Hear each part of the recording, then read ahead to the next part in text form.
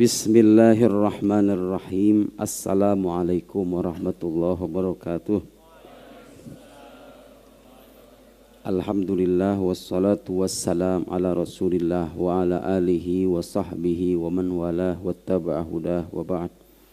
Allahumma akhrijna min dhulumatil waham wa akrimna binuril faham waftah alayna bima'rifatil ilm wasahil akhlaqana bil hilam waj'alna mimman yastami'una al-qawl fayattabi'una ahsanah.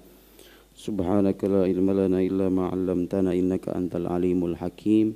Wala hawla wala quwwata illa billahil aliyyil azim. Allahumma 'allimna ma yanfa'una wa zidna ilma wa ba'd. Baraya, apa kabar? Saya orang Sunda, sarua. Orang Sunda, saya orang Sunda. Senang bisa berjumpa dengan semuanya masyarakat Bandung ya, Baraya semuanya. Saya senang berjumpa dengan Anda. Nggak tahu Baraya yang asli itu mana, yang hadir nggak? Nggak ada. Alhamdulillah, puji syukur kepada Allah, kita masih diberikan kesempatan untuk duduk bersama, mempelajari agamanya, merenungkan sabda-sabda nabinya yang mudah-mudahan bermanfaat untuk kita semua. Bapak Ibu sekalian, saya manggilnya Bapak Ibu, tapi perasaan ABG-ABG ini mana tanda ya? Jangan Bapak Ibu, saudara-saudara. Baraya. Khusus di sini Baraya ya. Janganlah. Sebelumnya saya mau memberikan wasiat kepada anak-anak muda karena saya tahu di sini katanya banyak anak-anak muda hijrah. Ya. Saya dikasih amalan Baraya. Aduh, keceplosan tuh kan.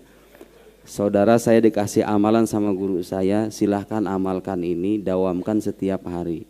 Sebagai pegangan supaya kita istiqomah dalam beragama. 1, jangan lepas baca istighfar per hari, pagi 100, malam 100. Cukup astagfirullah 100. Saya jelaskan nanti filosofinya kayak gimana. Yang kedua, salawat kepada Nabi Sallallahu Alaihi Wasallam dengan sigot ya, salawat banyak sigotnya ya, tapi yang diijazahkan oleh guru saya, Allahumma sholli ala sayyidina Muhammadin abdika wa rasulikan nabiyil ummi wa ala alihi wasallim, tanpa menggunakan wasahbihi, alihi sudah mencakup. Allahumma sholli ala sayyidina Muhammadin abdika wa rasulikan nabiyil ummi wa ala alihi wasallim 100. Terakhir baca tahlil la ilaha illallah dengan sigat la ilaha illallah wahdahu la syarikalah lahul mulku wa lahul hamdu wa huwa ala kulli syai'in qadir. Saya ulangi, la ilaha illallah wahdahu la syarikalah lahul mulku wa lahul hamdu wa huwa ala kulli syai'in qadir. Kenapa harus 3 itu? 1, istighfar itu saudara-saudara sekalian ibarat mencuci diri. Kan kita pasti banyak dosa kan, ngaku aja lah. Yang suka buka HP tiap hari itu di YouTube, emang bersih semua? Nah, YouTube isinya kotoran, Instagram juga kotoran, TikTok apalagi, ya enggak? Istighfar. Supaya kalau tiba-tiba misal nauzubillah kita diambil di waktu malam, Allah sudah mengampuni. Subhanallah ya, agama kita itu memberikan pintu ampunan yang sedemikian luas. Antum tahu enggak kalau antum berbuat dosa di satu tempat, kan yang mencatat itu ada malaikat pencatat kebaikan, pencatat keburukan. Mungkin ada sebagian yang baru tahu nih. Tahu nggak ketika kita berbuat baik, malaikat itu langsung mencatat amalan kita. Malaikat pencatat keburukan nggak akan protes, catat aja langsung. Kalau berbuat baik. Tapi tahu nggak kalau kita berbuat buruk, itu malaikat pencatat kebaikan minta nunggu dulu. Jangan-jangan dia beristighfar. Tunggu dulu. Makanya ulama mewasiatkan kalau kita berdosa di suatu tempat istighfar. Kalau enggak, tambal dengan sedekah. Di anna sedekah tudfi ghadabar rabb, karena sedekah itu bisa mematikan murka ilahi. Tambal dengan sedekah atau tambal dengan amal kebaikan apapun. Subhanallah kan, Allah betapa sayangnya kepada kita. Kalau kita berbuat salah itu malaikat kebaikan, tar dulu. Siapa tahu dia beristighfar. Kalau dia beristighfar nggak jadi dicatat. Nggak jadi dicatat. Nih, saya ngomong begini jangan sampai yang suka pacaran jadiin alasan ya, yuk kita istighfar aja yuk. Bareng-bareng aja kita istighfar berjamaah. Jangan begitu, gak boleh nyepelein. Ini mah kalau orang khilaf, ya kan? Khilaf karena tidak kuasa menahan hawa nafsunya, langsung istighfar. Wallahu ghafurur rahim. Allah Maha Pengampun. Jangan pernah ada perasaan kalau beristighfar Allah nggak akan menerima. Pelacur aja. Tahu kan kisah pelacur?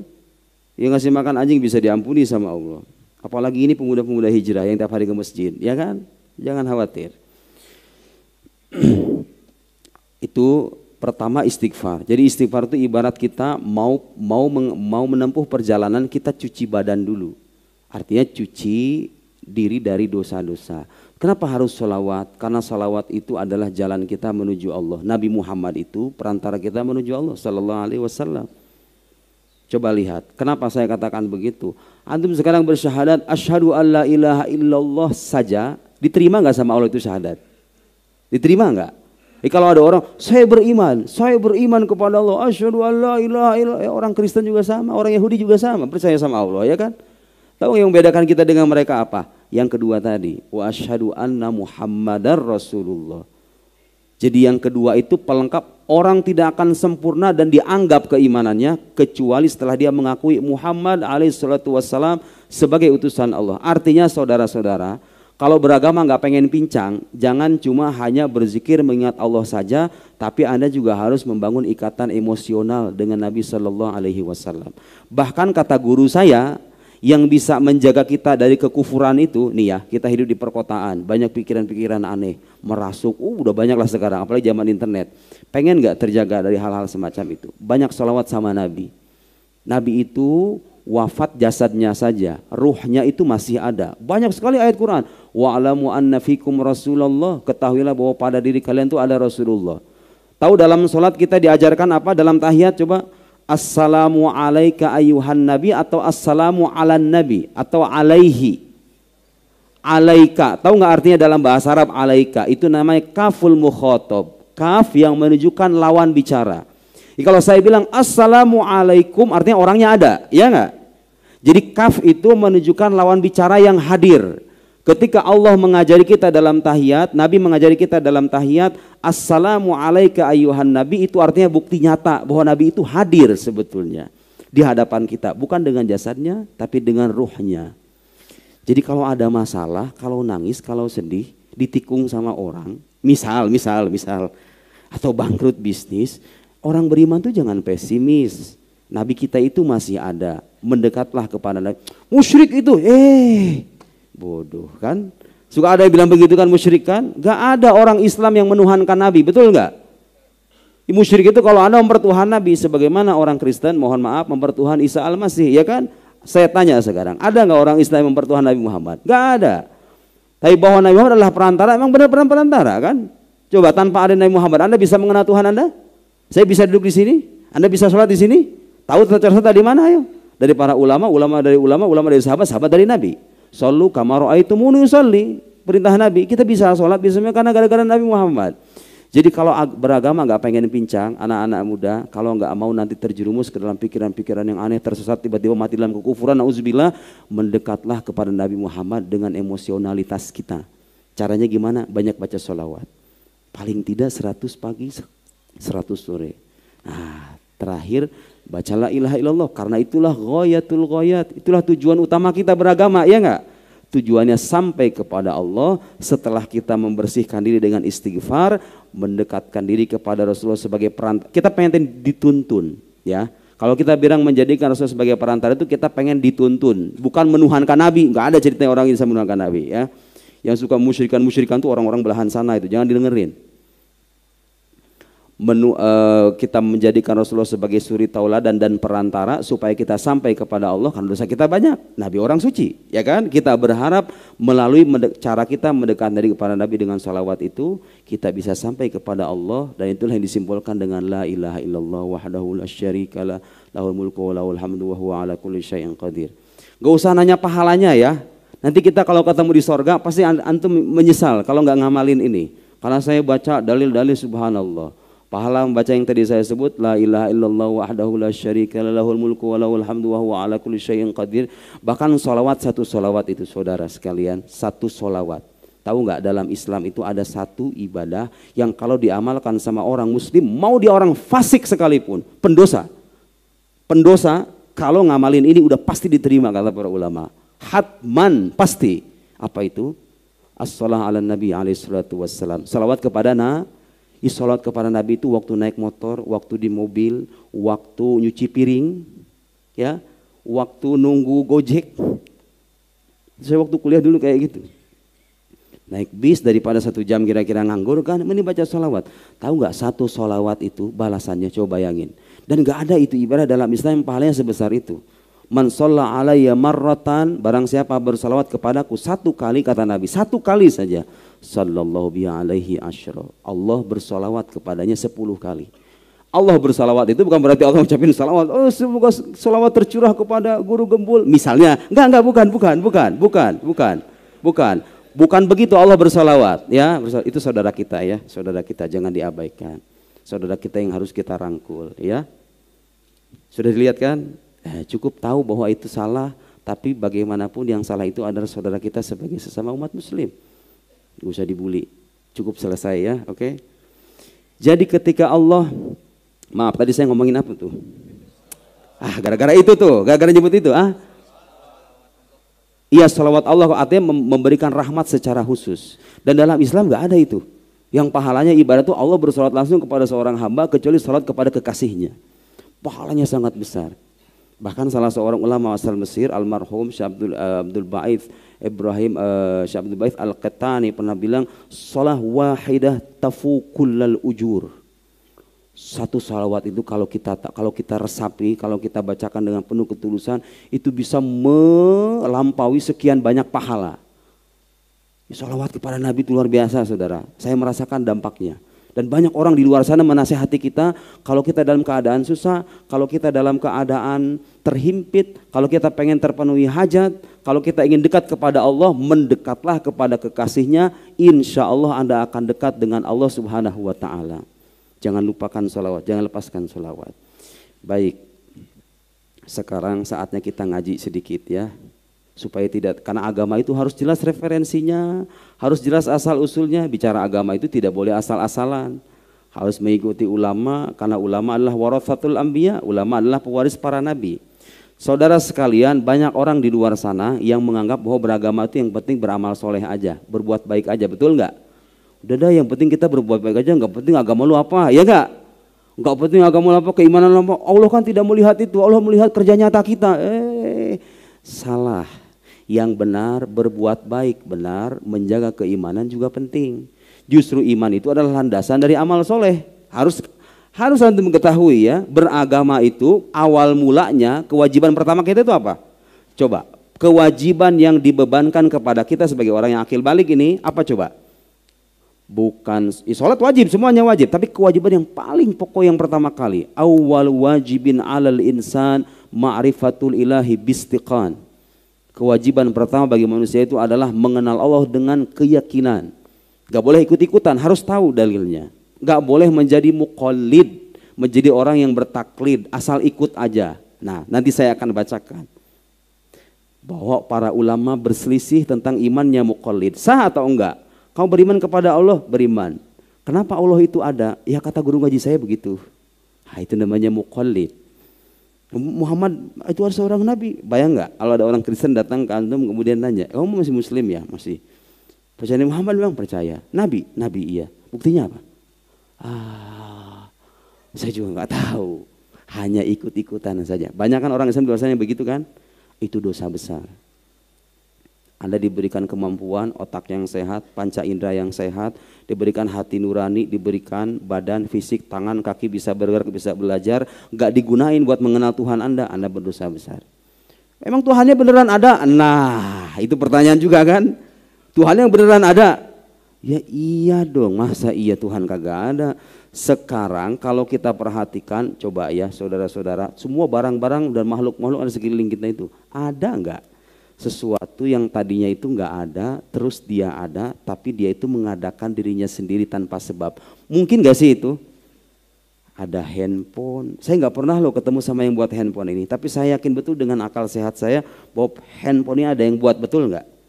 Jadi alasan bahwa kita kan nggak bisa ngelihat Allah, ya itu mah bukan alasan Allah nggak ada. Emang kalau sesuatu nggak dilihat artinya nggak ada? Saya nggak ngelihat tuh apa yang di balik tas Anda. Misalnya ada uang di situ, tapi saya kan nggak ngelihat. Apakah kalau saya tidak melihat artinya tidak ada? Ya uangnya ada, tapi saya nggak tahu, ya kan? Saya nggak ngelihat. Dan banyak anak-anak muda di luar sana sekarang yang suka mempertanyakan keberadaan Tuhan gara-gara apa katanya? Mana coba sains tidak membuktikan keberadaan Tuhan? Tuhan itu hanya dimunculkan sebagai God of the gaps. Oh, saya udah baca lah begituan udah kelar lah. Tuhan itu hanya dimunculkan sebagai alternatif ketika sains tidak bisa menjawab. Sekarang sains sudah bisa menjawab semuanya. Tuhan nggak ada dong kalau begitu. Lupa. Coba tanya sama dia. Saya mau nanya, dulu alam itu bagaimana adanya? Itu rata-rata orang-orang ateis kalau udah bicara begitu kelihatan bodohnya. Karena bagi dia itu alam itu sekonyong-konyong katanya. Ada pernah saya dengar orang ateis bilang, ya udah kayak bola dilempar katanya. Alam itu, bola dilempar jelek aja sekonyong-konyong. Dia lupa, bola itu ada yang buat loh, iya nggak? Bener kan? Ada nggak bola tiba-tiba jelek begini nggak ada yang buat, mungkin nggak? Ada lagi orang ateis bilang, enggak. Alam itu muncul seperti halnya dedaunan yang jatuh dari pohon begitu saya tiba-tiba. Dia lupa. Daun itu bisa jatuh gara-gara tekanan udara kan? Ada sebabnya nggak pada akhirnya? Gak ada fenomena alam semesta tadi yang gak ada kemudian ada tanpa ada sebab, ya kan? Nah kalau kita sudah meyakini itu meskipun kita tidak melihat, nah kita harus juga konsisten dong. Kalau begitu alam semesta dan ilmu modern membuktikan alam itu tadinya kan gak ada. Paling tidak teori Big Bang yang banyak diambil oleh para ilmuwan itu kan mengatakan alam ada permulaannya. Oke, kalau ada permulaannya berarti ada yang menciptakan dong. Ada sebab dibalik kebermulaan alam. Ya ini kan bermula tuh. Anda juga bermula kan? Ada awalnya gitu loh. Kapan lahir? Tanggal sekian, itu permulaan Anda. Anda ada sebabnya. Segala sesuatu yang bermula sudah pasti ada sebabnya. Jadi walhasil sangat masuk akal kalau kita mengatakan Tuhan itu ada karena itu memang itulah tuntutan nalar sehat kita. Nah, makanya saya setuju dengan salah seorang dulu saya pernah baca salah seorang filsuf dari Inggris apa Amerika ya. Dia bilang bahwa ateisme itu adalah penyakit yang penyakit yang terlahir dari dosis filsafat yang yang melampaui batas. Jadi orang kebanyakan mikir gitu kira-kira kan. Lalu muncullah orang Tuhan nggak ada lah. Dan banyak orang-orang. Ada juga orang-orang yang mengingkari keberadaan Tuhan bukan karena soal dia membaca buku filsafat, bukan, tapi karena masalah psikologis. Diputusin sama pacarnya, kemudian pertanyaan Tuhan tuh adil apa enggak sih? Gila dia nggak berusaha bisa dapetin, saya berusaha bertahun-tahun ditolak terus. Doa tiap hari, tahajud nggak pernah ketinggalan. Tuhan, apakah engkau ada? Kan kayak begitu, ya nggak? Ada yang begitu. Nah, kita harus yakin dan keyakinan ini bersandar pada kesimpulan rasional bahwa Tuhan itu ada. Kalau Tuhan ada, berarti kewajiban Anda sebagai makhluk itu bukan ngapa-ngapain, tapi mengenal Tuhan itu. Betul nggak? Masuk akal nggak? Sebelum Anda sholat buat siapa? Oh, buat Allah. Allahnya kayak gimana? Harus tahu dong.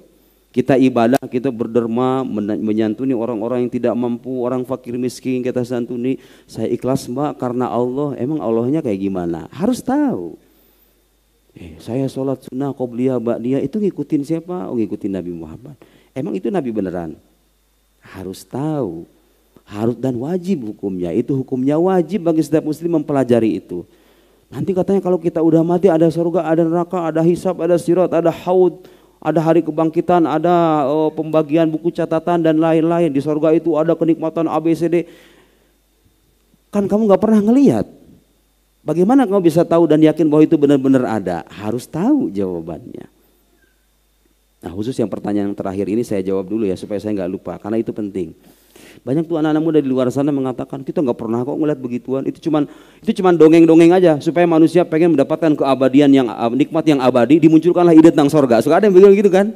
Di sorga itu katanya dimunculkan ketika manusia dalam puncak penderitaannya mengharapkan kenikmatan yang abadi, dimunculkan ide tentang sorga. Saya udah biasa itu orang-orang ateis bilang begitu. Kita percaya sorga, neraka dan hal-hal gaib itu karena itu dikabarkan oleh sumber yang terpercaya. Siapa? Manusia agung yang sudah terbukti kenabiannya. Garis bawahi, terbukti kenabiannya. Bukan cuma diakui sebagai nabi, tapi terbukti kenabiannya. Nanti kita akan diskusi sedikit demi sedikit ya. Yang sederhana-sederhana aja supaya kita yakin dan mantap bahwa manusia yang kita ikuti itu benar-benar utusan Allah Subhanahu wa taala. Bukan berdasarkan kita ikut-ikutan aja.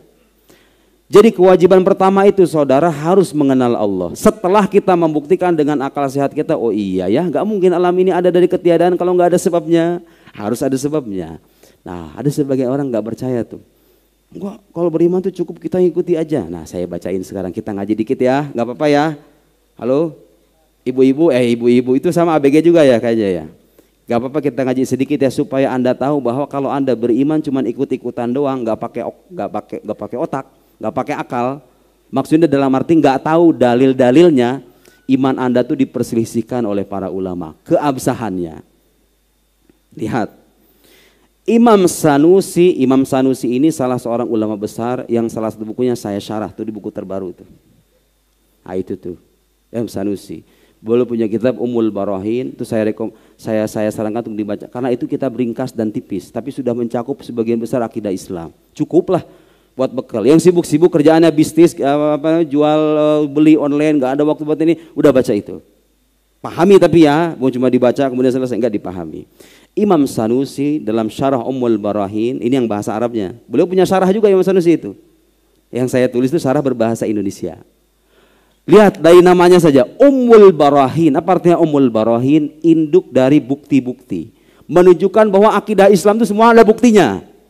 Jangan khawatir ya, kadang-kadang kita nggak tahu aja karena nggak belajar. Tapi semua akidah Islam dari A sampai Z itu ada buktinya semuanya. Tuh Imam Sanusi yang buktiin. Saya sudah menyederhanakan sebisa mungkin ya, Imam Sanusi sudah memaparkan. Kata Imam Sanusi, wajib ala kulli mukallafin syar'an ay ya'rif ma yajib fi haqqi maulana jalla wa az. Wajib bagi setiap mukallaf itu siapa? Orang balik yang berakal, yang panca inderanya sehat, kayak Anda semuanya nih gak ada yang cacat kan? Kemudian sudah sampai kepadanya dakwah, dalam arti ajakan untuk beriman. Kayak kita semua nih udah nerima dakwah, ya kan? Itu mukallaf.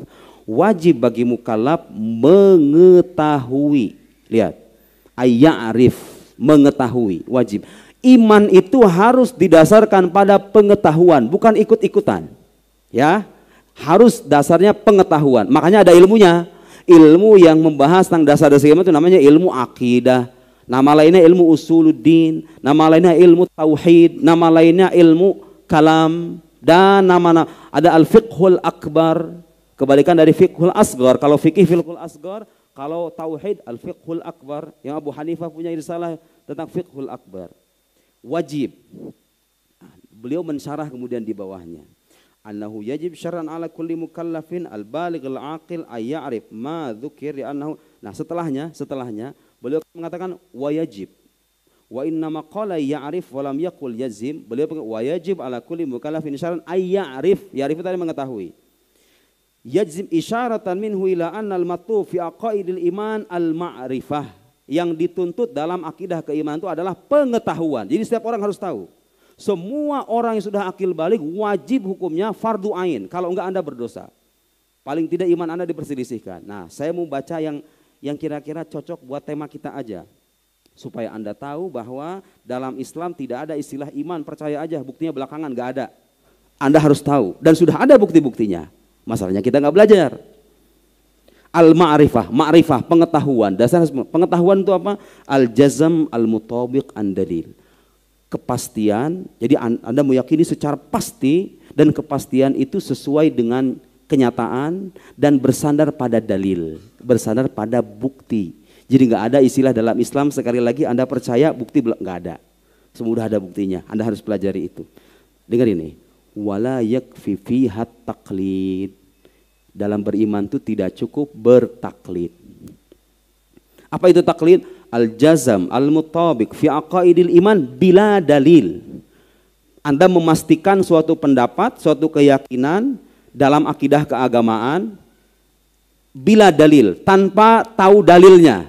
Itu kayak anak kecil. Anak kecil kalau kayak gitu nggak apa-apa ya. Kenapa nak kau percaya Allah? Mamaku bilang begitu, ya anak kecil nggak apa-apa, ya nggak? Orang dewasa nggak boleh begitu, harus tahu dalil, harus belajar dalil itu. Gak usah yang terperinci, yang penting yang ringkas-ringkas aja. Oke, sekarang bener nggak kalau orang bertaklid itu imannya diperselisihkan? Nih saya bacain. Wa ila wujubil ma'rifah wa adamil iktifa bit taqlid dhahaba jumhur ahli ilm. Sebagian besar ulama mengatakan wajib mengetahui dasar-dasar akidah dan tidak boleh taklid seperti siapa? Asy-Syaikh Al-Asy'ari, Imam Ahli Sunnah wal Jamaah Abdul Hasan Al-Asy'ari, Imam Abu Bakar Al-Baqilani, Imam Al-Haramain. Nah, sekarang nih lihat buktinya nih. Thumma ikhtalafal jumhur al-qail biwujubil ma'rifah. Faqala ba'dhum. Nah, sekarang orang-orang yang mengatakan wajib mengetahui dalam akidah itu beda pendapat. Faqala ba'dhum, sebagian ulama mengatakan al-muqallid mu'min. Orang bertaklid itu beriman, masih dikatakan beriman. Tapi tahu enggak? Illa annahu asin. Dia berdosa. Jadi kalau Anda iman hanya sebatas ikut-ikutan, enggak menggunakan akal sehat, enggak belajar, Anda tuh berdosa besar loh. Apalagi Anda punya waktu. Main HP nggak pernah di waktu, gila belajar beginian. Itu belajar akidah kalau Anda pelajari sebulan pun kelar kok. Kayaknya sebulan juga enggak deh, 2 minggu juga kayaknya kelar. Seminggu dah. Kenapa? Nanti akan ditanya di akhirat. Kenapa Anda dikasih waktu sekian puluh tahun tapi tidak ada waktu untuk mengenal Tuhan Anda sendiri? Dosa besar, kan nggak tahu diri namanya, ya nggak? Dikasih nikmat memandang, berjalan, kemudian bergerak, bernafas dan tidur dan seterusnya, mengenal Tuhannya aja nggak mau dengan alasan aku nggak punya waktu. Itu orang zaman sekarang. Asin bitarkil ma'rifah. Nah, ulama yang lain mengatakan wa qala ba'dhum innahu mu'min wala ya'si. Oh, dia beriman dan enggak tergolong berbuat maksiat, tetapi dengan syarat. Illa idza kanat fihi ahliyatun li fahmin nadr sahih. Jadi orang ini beriman tidak berdosa dengan catatan kecuali kalau dia punya kemampuan berpikir. Artinya begini, sama nih seperti dengan yang pertama. Kalau ada orang beriman bertaklid, padahal dia punya kemampuan belajar, dia nggak belajar, sama-sama dosa. Tapi kalau nggak punya kemampuan belajar, kayak orang, mohon maaf ya, orang misalnya orang yang kehilangan panca inderanya atau otaknya lemah sehingga dia nggak bisa mencerna pelajaran, atau orang gila misalnya, ya sudah, itu sudah lepas.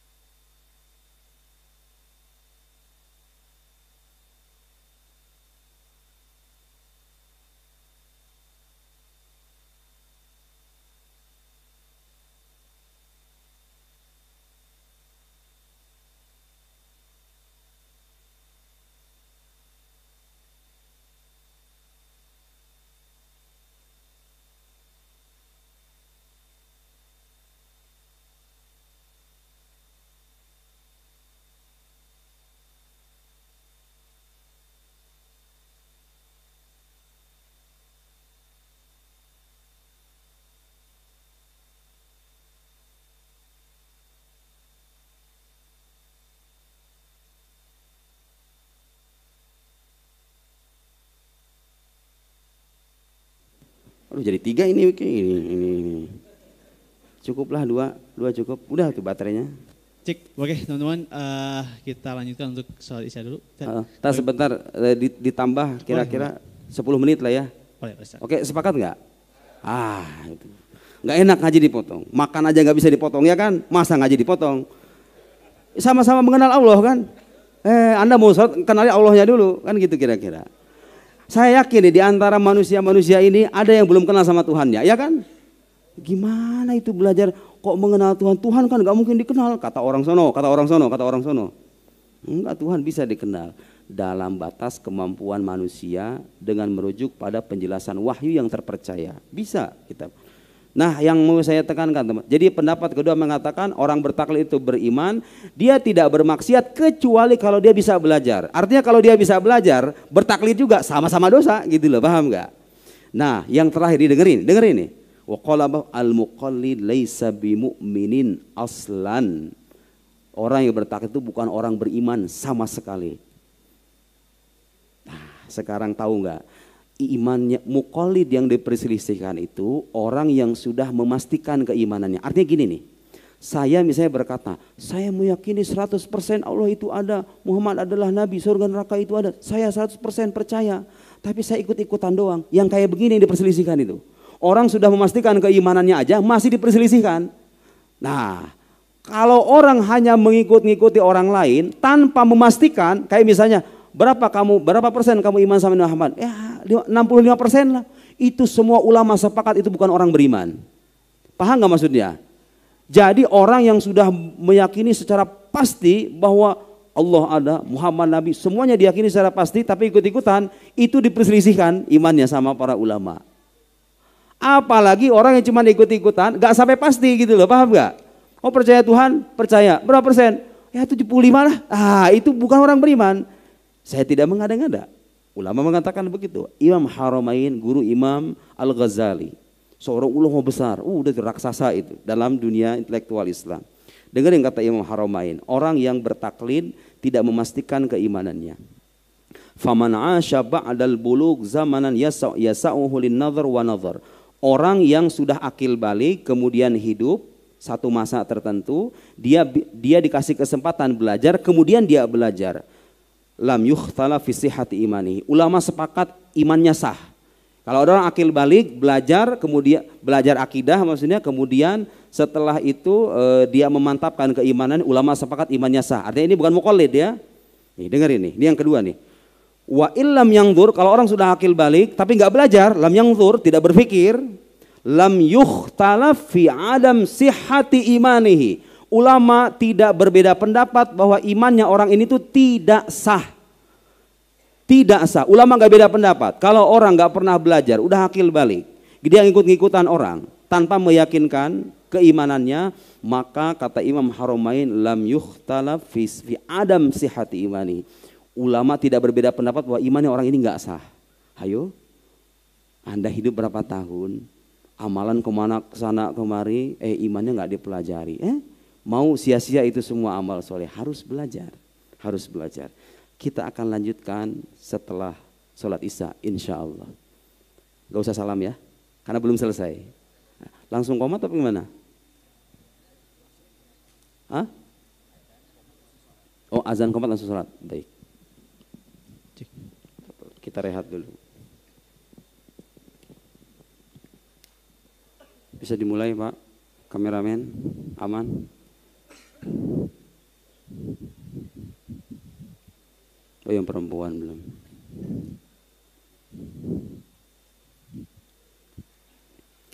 Jangan khawatir nanya ya, jangan takut nanya. Yang merasa imannya udah oleng-oleng bermasalah begitu, nanya. Ya, reparasi iman sekarang, bengkel. Ya, iya harus kan.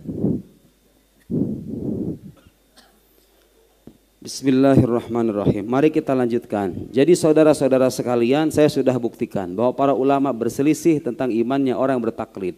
Buat apa saya menyertakan itu? Untuk membuktikan bahwa iman dalam Islam itu dasarnya harus ilmu, bukan ikut-ikutan doang. Karena di luar sana banyak orang meyakini iman itu asal percaya aja. Enggak ada dalam Islam. Agama lain ada, ya. Islam enggak mengenal itu. Itu sebagai bukti. Kalau sekarang begini saudara, kalau seandainya iman itu cukup dengan ngikut doang, ngapain ulama berselisih, betul nggak? Ngapain berselisih begini? Ya udah semuanya sah aja, ya kan? Kan logikanya begitu. Kalau iman itu cukup percaya doang, nggak usah pakai dalil, nggak usah pakai bukti, nggak usah nyari ilmunya, asal percaya selesai begitu. Ngapain ulama debat kayak beginian? Ngapain? Dan ini saya mau menceritakan kitab yang tipis. Kalau Anda baca kitab kita yang lebih tebal lagi, rinci ada 12 pendapat. Untuk mengatakan apa yang pertama kali diwajibkan bagi manusia itu. Dengan segala turunannya, dengan masalah taklid dan lain-lain. Tapi kita nggak ada waktu untuk membahas itu semua. Cukup dijadikan bukti bahwa perdebatan ulama tentang sah atau tidaknya iman orang bertaklid menunjukkan bahwa ajaran Islam mengharuskan iman itu bersandar pada ilmu. Orang yang bertaklid diragukan keimanannya karena dia tidak mendasarkannya pada ilmu. Dia nggak tahu, asal ikut-ikutan doang. Oke, saudara-saudara sekalian, harus kita ingat bahwa Islam itu kalau dikatakan agama yang sempurna itu bukan cuma klaim sepihak doang. Coba saya mau nanya ya, kita jujur sama-sama. Siapapun bisa menjawab pertanyaan ini. Ada enggak satu agama di dunia ini yang menyuruh umatnya beriman pada semua nabi, semua kitab suci, semua yang mereka kabarkan, hal-hal gaib yang mereka kabarkan, semuanya wajib diimani. Kalau Anda ingkar satu saja, anggap Anda percaya Quran, percaya Taurat, percaya Injil, enggak percaya Zabur. Misalnya ya, misal. Atau Anda percaya kepada Muhammad, Isa, Musa, tapi enggak percaya kepada Daud misalnya. Enggak percaya kepada Sulaiman. Satu saja Nabi itu Anda ingkari, Anda selesai sudah keimanan Anda. Anda orang kafir. Keluar dari lingkaran orang-orang beriman. Saya mau nanya, ada enggak agama dunia ini yang menyuruh umatnya untuk beriman secara lengkap, komplit, komprehensif, enggak dipisah-pisahin kecuali satu agama selain Islam itu. Ada enggak selain Islam? Ada enggak? Orang Kristen dengan seluruh penghormatan kita kepada mereka percaya Nabi Isa, mempertuhannya, tapi nggak percaya Nabi Muhammad. Orang Yahudi percaya Nabi Musa, nggak percaya Isa, nggak percaya Muhammad, ya kan? Nah, Satu-satunya agama yang lengkap ini, kita nggak cuma percaya Quran dong loh, percaya Injil, percaya, semuanya dipercaya, cuma bukan Injilnya sekarang. Tapi Injil sebagai wahyu yang diturunkan pada Nabi Isa. Tapi kan nggak ada, mana coba Injilnya mana? Ya memang nggak ada. Tapi kenapa kita percaya? Karena informasi itu dikabarkan melalui lisan seorang Nabi. Dan informasi yang sahih, sah dijadikan sumber pengetahuan ilmiah. Iya, dalam epistemologi Islam begitu. Informasi yang berasal dari kabar yang shadiq, yang jujur, yang terpercaya, sah dijadikan sandaran. Kalau yang ngabarinnya sampean, orang biasa begitu, ada kitab namanya Injil, yang nyampeinnya sampean. Bukan ahli sejarah, bukan siapa-siapa. Berhak ragu nggak kita? Ya berhak ragu dong. Ini orang manusia agung, nggak pernah bohong, terbukti sebagai nabi lagi. Mengabarkan ada Musa, Isa, Ibrahim. Kita nggak pernah ketemu sama mereka semua. Andaikan kuburannya nggak ada tuh semua tuh nabi-nabi itu. Tapi kita wajib percaya, kenapa? Karena itu tersampaikan melalui lisan seseorang yang sudah terbukti kenabiannya. Ya kalau sudah jadi nabi nggak mungkin bohong dong. Kan dia dari Allah, masa Allah berbohong? Masa Allah mengabarkan sesuatu yang bertolak belakang dengan fakta? Pasti benar dong yang Allah kabarkan, selogis itu loh ajaran kita itu. Baik hadirin sekalian, itulah ajaran Islam. Jadi yang udah jadi muslim gak usah ragu-ragu lagi. Itu agama yang sempurna, memang kenyataannya begitu. Gak ada itu agama yang mewajibkan begitu. Semua nabi, semua kitab suci, gak boleh dibedakan lagi. Gak percaya satu, selesai sudah. Semuanya satu paket. Jadi iman itu satu kesatuan yang gak bisa dipisah. Anda percaya surga, percaya malaikat. Saya gak percaya neraka lah. Kayaknya gak ada neraka, itu batal keimanan Anda. Ya kan? Dalam ajaran Islam. Baik. Setelah kita beriman kepada Allah, Allahnya sudah dibuktikan ada tuh. Anda wajib mengetahui sifat-sifat Allah. Dari mana kita bisa tahu itu? Dengan dua cara. Satu, melalui wahyu yang terpercaya, dan kita punya Al-Quranul Karim. Al-Quran yang sudah terbukti keilahiannya. No, saya udah bikin buku khusus. Kalau nanya apa buktinya Allah itu kalam ilahi, apa buktinya Al-Quran itu firman Allah yang ada di hadapan Anda itu, no, kasih tahu aja buku itu. Gak usah suruh baca, nih liatin aja. Kalau baca alhamdulillah. Bukti-bukti yang meyakinkan bahwa Al-Quran itu benar-benar firman Allah. Dan pembuktian keimanan itu rata-rata saudara menggunakan kaidah ilmu logika. Ilmiah apa enggak itu logika itu? Ya ilmiah lah. Kalau nggak pakai logika Anda mikir pakai dengkul. Ya iya dong, logika ilmiah dong. Enggak, kalau dia bilang enggak ilmiah, no, liatin no. 600 halaman buku logika itu. Enggak ilmiah gitu maksudnya. Itu enggak ada apa-apanya. Ini enggak ada apa-apanya nih. Kalau Anda tahu hazanah keislaman dalam logika itu berjilid-jilid begitu. Ngeri lah pokoknya kalau udah bicara turos keislaman itu. Itu enggak ada apa-apanya itu. Untuk membuktikan bahwa landasan logisnya pun ada kaidah keilmuannya. Ayo mau ngomong apa lagi? Suka ada tuh pertanyaan-pertanyaan yang aneh-aneh tentang ketuhanan. Ya kan? Siapa yang menciptakan Tuhan? Tuhan tuh adanya di mana? Bisa nggak Tuhan menciptakan sesuatu seperti dirinya? Ada pertanyaan anak muda yang kayak begitu zaman sekarang. Saya di TikTok kadang-kadang melihat tuh. Udah ada jawabannya. No, lihat tuh. Buku itu tuh, seputar ketuhanan, 400 halaman. Semua saya kumpulin tuh pertanyaan-pertanyaan, tentu nggak semua ya, tapi sebagian besar. Saya kumpulin, saya jawab dengan bermodalkan kitab kuning yang saya pelajari di Al-Azhar dan bisa ngejawab.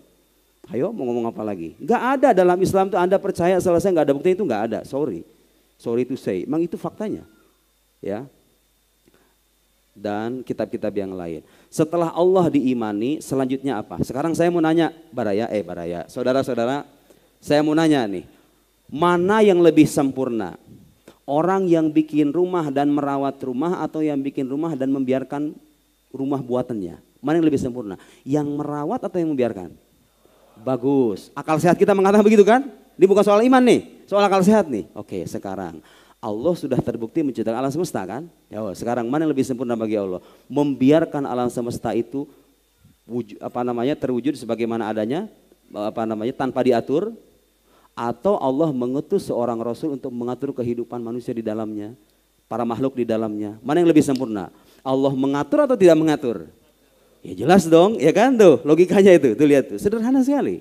Berarti kalau begitu, kalau Allah itu zat yang maha sempurna, Allah itu dengan kemuliaan dan kecurahan rahmatnya bukan hal yang mustahil, bahkan itu terjadi. Mengutus para rasul untuk membimbing makhluk-makhluknya supaya mengenalnya, supaya tahu hidup itu bagaimana, supaya tahu mengatur hawa nafsunya.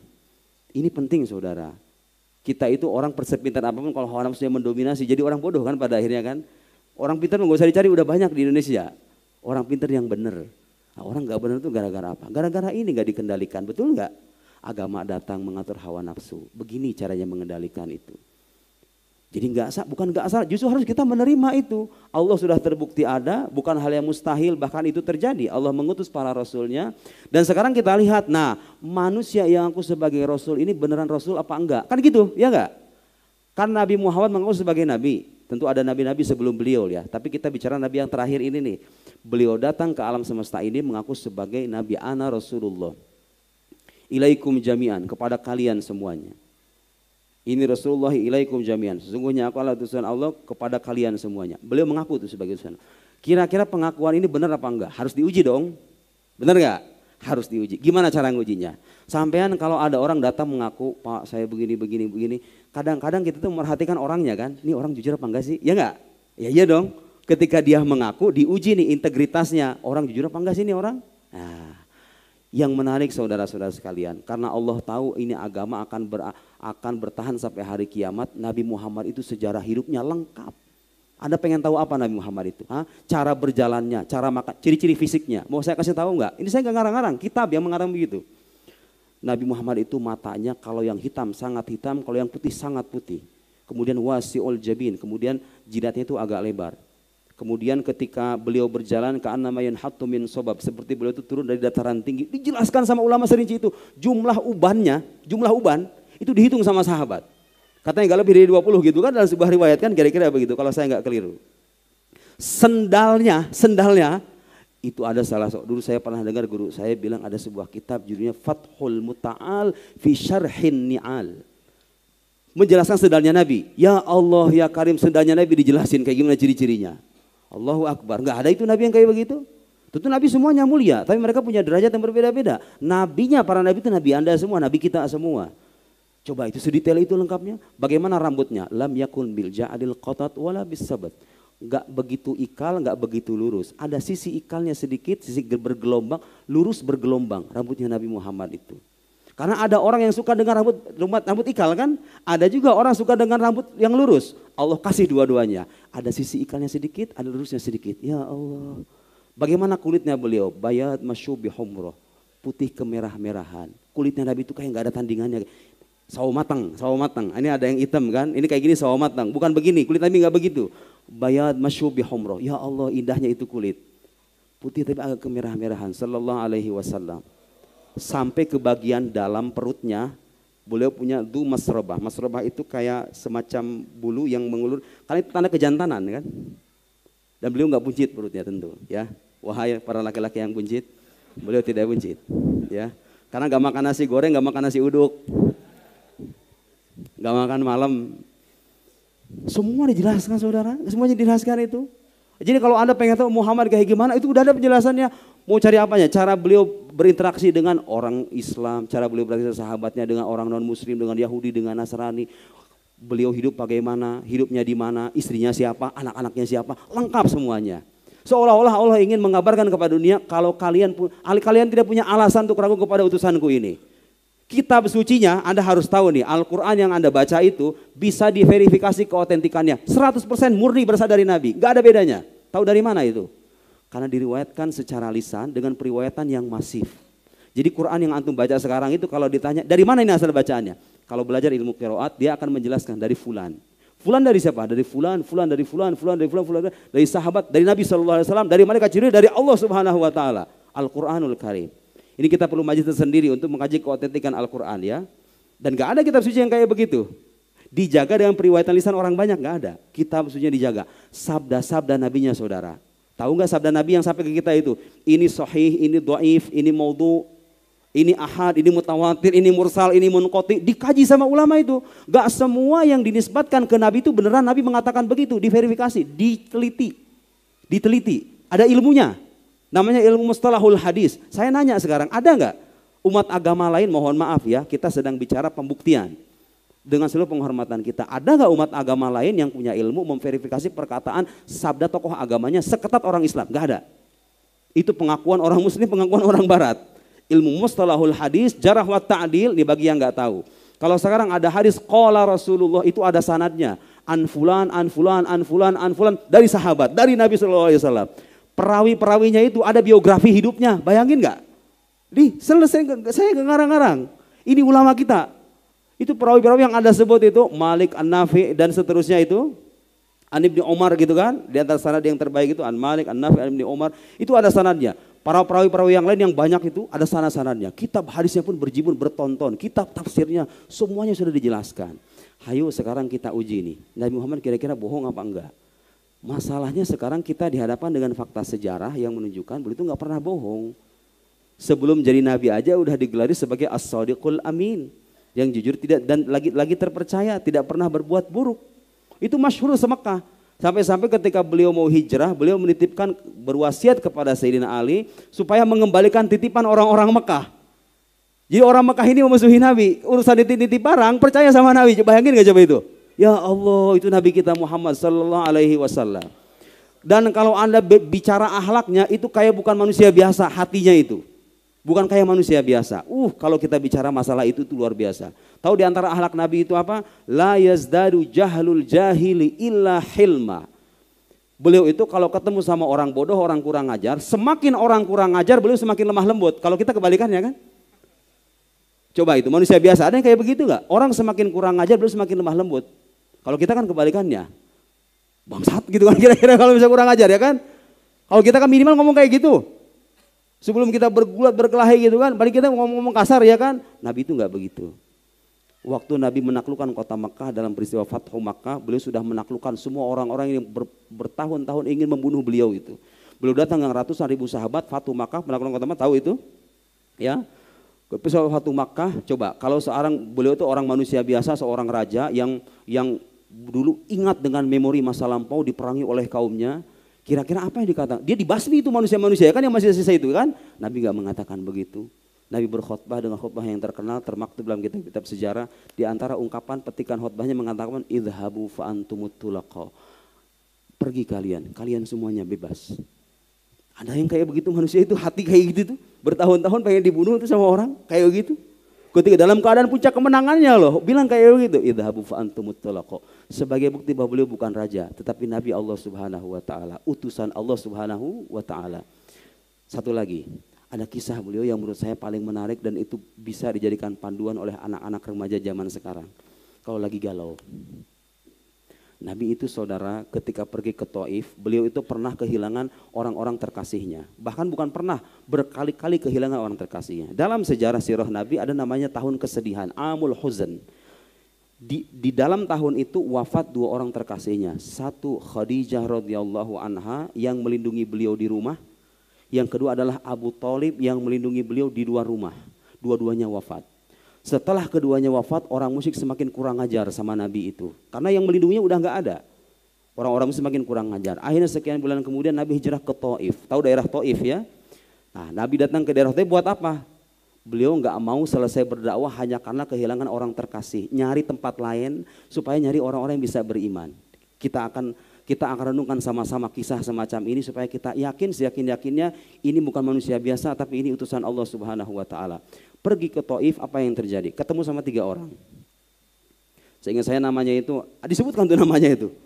Ibn Abd Yalail, kemudian Mas'ud, kemudian Habib Amr ibn Umair seingat saya. Nanti dicek di kitab sejarah, 3 orang. 3 pembesar Bani Thaqif, suku Thaqif di Taif itu, 3 pembesarnya ketemu sama Nabi. Tentu ini di Taif ini bukan sehari 2 hari ya. Sebagai ulama mengatakan ada yang 20, ada yang sebulan. Jadi Nabi perjuangan luar biasa. Sayron alal aqdam, jalan kaki. Beliau itu jalan kaki dari Mekah itu jalan kaki ke Taif. Coba aja sekarang yang pernah umroh itu jalan kaki dari Mekah ke Taif kayak gimana? Dengan gunung-gunung bebatuan kayak begitu. Itu zaman sekarang loh, apalagi zaman dulu kan. Sayron bersama salah seorang pembantunya, sahabatnya Zaid ibn Harithah. Datang ke Taif, ketemu sama 3 orang ini. Tahu nggak ini katakan 3 orang ini apa? Perkataannya kejam semua. Ngebully semuanya bahasa kita zaman sekarang. Satu orang mengatakan, Sayyumrat thiyabul Ka'bah in kana Allah qad arsalak. Muhammad, kalau benar Tuhan itu mengutus kamu, itu udah robek itu baju Ka'bah itu. Udah robek kata itu apa namanya kain Ka'bah itu untuk menunjukkan bahwa ini mustahil gitu loh. Oh, kalau Tuhan mengutus kamu itu udah robek Ka'bah itu. Kira-kira begitu ya. Dicela Nabi. Yang saudara mengatakan, wallahi la ukallimuka abadan. Wallahi la ukallimuka abadan. Muhammad, demi Allah, aku enggak akan pernah berbicara dengan kamu. Ya Allah, Nabi hanya datang untuk mengajak, bukan memaksa, ya kan? Yang satu lagi mengatakan engkau terlalu rendah untuk diajak bicara. Salah seorang di antara mereka itu mengatakan, engkau terlalu rendah Muhammad untuk diajak bicara. Kemudian orang-orang faqih mengumpulkan di hari tertentu ya, karena beliau setelah berhari-hari di Taif, di satu hari tertentu itu dikumpulkan semua, termasuk anak-anak kecil. Waramuhu bil hijarah, dikisahkan dalam sirah. Mereka itu memukuli Nabi melempari Nabi dengan bebatuan, dengan kerikil, dengan bebatuan, sampai-sampai kedua kakinya itu berdarah. Ini ada dalam sirah. Saya tidak mengarang, tidak sedang mendongeng. Sampai-sampai kedua kakinya berdarah. Zaid ibn Harithah saking empatinya kepada Nabi, beliau sampai menundukkan kepala melindungi Nabi, kaki Nabi dari lemparan batu-batuan. Sampai-sampai kepalanya bocor. Zaid ibn Harithah. Dan para ulama mengatakan itulah keteladanan bagi orang yang melindungi seorang dai kepada Allah. Kalau Anda melihat orang berjalan dalam agama, tugas Anda kalau tidak bisa seperti dia melindungi. Seperti Zaid ibn Harithah melindungi Nabi dari tindakan orang-orang Thaqif itu. Setelah dilempar oleh anak kecil, dicaci maki dan seterusnya, beliau kemudian bersandar di sebuah pohon milik Utbah ibn Rabi'ah. Utbah ibn Rabi'ah, orang musyrik. Ngelihat dari kejauhan kasihan Utbah ini. Akhirnya ngirim dua karyawannya, kira-kira begitu ya, ngirim dua anaknya. Datang ke sana, membawa sebongkah anggur. Kemudian setelah diberikan sebongkah anggur itu ini cerita panjang tapi saya ringkas aja. Beliau bersandar di pojokan kebun milik Utbah ibn Rabi'ah itu dan mengucapkan doa yang sangat dikenal dalam kitab-kitab sirah. Tahu isi doanya apa? Subhanallah, saya kalau baca doa ini kadang-kadang nggak bisa menahan tangisan. Nabi SAW dalam keadaan terhimpit, dalam puncak kesedihannya itu bilang, mengadu kepada Allah, bukan melaknat, mengadu kepada Allah. Itu orang-orang Taif, bahkan dalam riwayat lain sebelum saya sebutkan doanya. Dalam riwayat lain menyebutkan, dalam riwayatnya Imam Ahmad seingat saya, itu malaikat Jibril menampakkan dirinya kepada Nabi. Nabi kemudian melihat menengadah ke langit malaikat Jibril. Jibril mengatakan, ya Muhammad, laqad arsalallahu ilaika malakul jibal. Allah telah mengutus kepadamu malaikat penjaga gunung. Kemudian dalam riwayat dikatakan fanadani wasallamani. Malaikat penjaga gunung itu ngucapin salam kepada Nabi. Assalamualaikum ya Rasulullah, manggil Nabi. Tahu enggak yang dikatakan malaikat penjaga gunung itu apa? Ya Muhammad, qad alimallahu qaula qaumika lak. Wahai Muhammad, wahai utusan Allah, Allah sudah tahu apa yang dikatakan oleh kaummu terhadapmu itu. Perkataan orang-orang Taif itu. Allah sudah mengetahui, sekejam itu orang-orang Taif itu. Kurang ajar kan kepada Nabi, tapi Nabi diam saja. Malaikat penjaga gunung mengatakan Allah sudah tahu apa yang dikatakan. Wa ba'atsani ilaika rabbuka lita'murani bi amrika fima syi'at. Dan Allah mengutus aku kepadamu supaya engkau menyuruh aku apapun yang engkau mau. La in syi'ta la utbiq alaihim al akhsyabain. Kalau engkau mau akan aku tumpahkan dua gunung ini, dua gunung Taif mau ditumpahin. Tahu nggak jawaban Nabi ketika coba orang kalau manusia biasa nih, manusia biasa dalam keadaan dihina, dilukai semacam itu, kira-kira kita balas dendam normal kan? Nabi Muhammad tahu nggak jawabannya ketika ditawari supaya malaikat gunung itu menumpahkan gunung kepada masyarakat Taif? Bal arju ayyuh.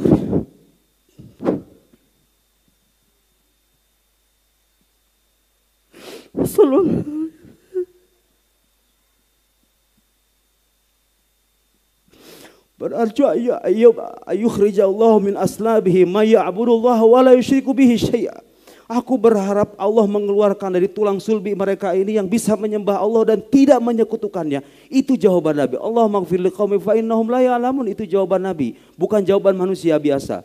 Ketika dalam puncak kesedihannya malaikat datang menawarkan bantuan, Nabi mengatakan, tidak, jangan hancurkan. Aku berharap akan Allah mengeluarkan di antara mereka ini, dari sulbi mereka ini, anak keturunan mereka ini yang bisa menyembah Allah suatu saat kelak dan tidak menyekutukannya. Nabi Muhammad SAW, manusia biasa kayak begitu? Bukan manusia biasa, itu utusan Allah Subhanahu wa ta'ala. Anda tahu ayat Al-Quran yang mengatakan, law anzalna hadzal Qur'an ala jabal la ra'aitahu khashi'an mutasaddian min khasyatillah. Kalau seandainya Al-Quran diturunkan kepada gunung, gunung itu akan tersukur, hancur lebur. Siapa yang mengatakan begitu? Bukan saya, Al-Quran. Dan Anda tahu Al-Quran turun kepada hatinya siapa? Qalbi Muhammad sallallahu alaihi wasallam. Turun kepada hati Nabi Muhammad sebagai bukti bahwa hati Nabi kita itu lebih jauh kuat ketimbang gunung. Al-Quran yang mengatakan begitu. Quran itu sedemikian dahsyatnya. Walhasil saudara-saudara sekalian, kalau kita baca itu sirah Nabi yang mulia ini, gak ada alasan kita mendustakan klaimnya bahwa beliau ada utusan Allah. Dengan alasan apa Anda mendustakan? Kita kalau punya teman gak pernah bohong, sama teman suka ngibul. Kira-kira kita membenarkan yang mana? Pasti yang suka yang terbukti jujur kan? Gak ada alasan tuh. Anda ini manusia biasa nih, kalau sudah terbukti gak pernah bohong nih orang-orang baik ini mah. Udah dia ngomong apa aja kita percaya dah, ya kan? Itu kita, manusia biasa. Ini manusia bukan cuma orang jujur, tapi terbukti kenabiannya dengan sebuah mukjizat yang tidak tertandingi oleh makhluk. Apa itu? Al-Quranul Karim. Al-Quran. Nabi Muhammad itu saudara-saudara sekalian di antara kelebihan, bukan kelebihan, di antara fakta lainnya apa? Tidak membaca, tidak menulis. Gak pernah belajar filsafat, gak pernah ilmu perbandingan agama, gak pernah belajar kepada Rabi Yahudi, kepada Nasrani. Kok bisa, pertanyaan saya nih, pertanyaan kita, kok bisa itu manusia agung bisa datang dengan kitab yang berisikan kabar Adam, Idris, Nuh, Soleh, Ibrahim, Ismail, Nabi Yakub, Nabi Yusuf. Nabi Yusuf jadi satu surat terpenuh itu kan dengan saudara-saudaranya. Fir'aun, Bani Israel, Ashabul Kahf, Ali Imran. Dari mana itu beliau tahu itu semua itu? Belum isyarat-isyarat ilmiah kan seperti yang dikaji dalam modern sekarang. Belum penjelasan surga neraka. Ini nasib orang-orang beriman, nasib orang-orang durhaka. Dijelaskan semuanya. Penjelasan tentang Allah. War-Rahmanur Rahimul Malikul Qudusus Salam. Sifat-sifat Allah. Dari mana itu beliau tahu itu semua? Dicari, gak ada itu kemungkinan lebih masuk akal kecuali ini adalah pengetahuan yang beliau terima dari pencipta alam semesta Allah Subhanahu wa Ta'ala. Masuk akal kan? Kalau kita mengatakan Muhammad alaihissalam sebagai utusan Allah, itu bukan dogma, bukan dongeng, itu fakta. Fakta sejarahnya banyak, fakta rasionalnya banyak, bukti-buktinya banyak. Silahkan Anda pelajari kitab-kitab para ulama. Saya hanya berusaha untuk memudahkan karya-karya mereka. Silahkan Anda baca, gak mau dibaca terserah, ini sudah cukup ya kan? Barangkali suatu saat nanti ada yang datang meragukan, gak usah dengerin. Yang saya pelajari saudara-saudara sekalian, orang-orang yang suka meragukan agama Islam itu datang dari dua kalangan. Yang suka meragukan hal-hal yang udah kelar itu. Satu, orang yang gak belajar tradisi keislaman dengan baik, gak pernah ngaji, gak pernah modok, gak pernah belajar sama ulama, biasanya begitu tuh. Yang kedua, orang yang belajar, yang pertama orang yang suka belajar gitu ya, yang gak pernah belajar. Yang kedua itu belajar, tapi belajar dengan jalan yang salah. Gurunya salah. Yang belajar sama orientalis, yang gak pernah sujud, gak pernah mandi junub, ya kan? Iya ya kan? Ya bukan, ya itu artinya kan kita bicara suatu agama, tanya sama ahli tentang agama itu dong gitu ya, jangan nanya sama orang luar. Nah orang-orang yang suka meragukan hal-hal yang udah kelar itu biasanya dari dua kalangan itu tuh. Orang yang nggak ngaji gitu loh, sama orang yang ngaji tapi caranya salah, itu biasanya begitu. Kalau orang ngajinya benar, gurunya benar, insya Allah nggak akan ada keraguan sama agama ini. Semuanya sudah jelas. Allah Subhanahu wa Ta'ala mengutus Rasulnya meninggalkan kita alal mahajjatil baidho, jalan yang terang benderang, lailuha kanahariha. Pernah dengar riwayat itu? Malam dengan siangnya itu sama Islam itu, nggak ada yang kabur gitu loh. Semuanya sudah jelas. Mau bicara sirah Nabi, ya Allah ya Karim. Subulul huda warasyad fi hadi khairil ibad, 13 jilid, per jilidnya segini nih. Hayo, sepanjang hayat Anda bicara Nabi Muhammad itu gak bakal kelar. Mau bicara tafsir? Ya Allah ya Karim, silahkan biarkan kita. Mau bicara hadis? Bicara hadis seabrek-abrek. Bicara fikih, bicara usul fikih, bicara syariat, bicara akhlak, semuanya lengkap. Mau bicara filsafat Islam? Ya Allah ya Karim, filsafat Islam dan kaya sekali. Karena Allah tahu ini adalah agama akhir zaman. Sehingga kelak orang gak butuh nabi lagi. Kita gak butuh nabi lagi kan? Udah jelas semua panduan, tinggal diamalin doang. Masalahnya kadang-kadang anak muda kita gak belajar. Makanya suka lupa. Bahkan dia kadang-kadang menolak. Kadang-kadang memberontak. Begitu ya. Gak kenal sama nabinya. Taunya Muhammad lahir di Mekah selesai. Mujizat nabi apa? Mikir 50 menit dia. Mujizat nabi apa itu? Ya kan? Quran katanya mujizat nabi. Ayo buktiin kalau Quran mujizat nabi. Kan? Karena kita nggak belajar, kita nggak dekat dengan ulama kita. Kalau mau selamat itu, lihat saudara-saudara, aliran kita itu namanya apa? Ahlus sunnah wal jamaah. Apa artinya ahlus sunnah wal jamaah? Orang yang berpegang teguh kepada sunnah Nabi dan berpegang teguh kepada jamaah. Siapa itu jamaah? Ashabun Nabi, para sahabat Nabi, wa man sara ala nahjihim, dan orang-orang yang mengikuti mereka. Siapa itu? Ya para ulama. Jadi kalau mau beragama dengan selamat, dengan tepat, ikuti sunnah Nabi, ikuti pendapat ulama. Gak cukup dengan ngerujuk ke Nabi doang. Dalam arti baca hadis Nabi, karena Anda bukan ulama, gak tahu bahasa Arab kadang-kadang. Baca terjemahan doang, ngerasa ini ahli agama. Membidahkan, mensyirikan, aduh ya Allah ya Karim. Dari mana Pak? Dari terjemahan. Tidak berhak orang bicara agama Islam kalau dia gak paham bahasa Arab, betul gak? Kenapa saya katakan begitu? Karena semua sumber ajaran Islam itu dasarnya bahasa Arab, ya kan? Qurannya bahasa Arab, hadisnya bahasa Arab. Gak belajar bahasa Arab, baca terjemahan doang, berfatwa ini haram, ini halal. Wah. Idza tahaddasal insan fi ghairi fannihi atabil ajaib. Ai wa hadhihi maqula yani laha masadiq katsira. Ya. Itu kenabian. Nah, sekarang, oke itu kan Muhammad doang. Ayo nabi yang lain gimana? Idris, Nuh, Hud, itu dari mana itu buktinya? Suka ada saudara, orang yang nanya, mana bukti historis kalau Ibrahim itu benar-benar ada katanya. Mana buktinya, arkeologisnya? Sisa saja patung-patung yang dia mah gitu ya. Apa namanya, bebatuan atau apa, inskripsi, bukti-bukti material. Jangan lupa, kalau kita bicara sejarah, sandaran sejarah itu enggak selamanya bukti material. Sejarah itu tidak selamanya harus berasal dari bukti material. Ada kalanya sejarah itu dibangun di atas informasi yang sahih, yang terpercaya. Sekalipun nggak ada bukti materialnya, bisa. Apalagi kalau informasi dikabarkan oleh orang banyak. Nabi-nabi terdahulu itu kita imani kenapa? Karena orang sepanjang zaman bilang ada manusia namanya Ibrahim. Ya sudah kita percaya gitu loh. Masuk akal nggak itu alasan kayak begitu? Karena dikabarkan oleh orang banyak, belum lagi dikabarkan oleh seorang yang terbukti sebagai nabi. Jadi kalau anda membuktikan kenabian Nabi Muhammad, selesai itu semuanya, itu benar semuanya. Karena itu tersampaikan melalui lisan beliau gitu. Beliau kan nggak mungkin bohong.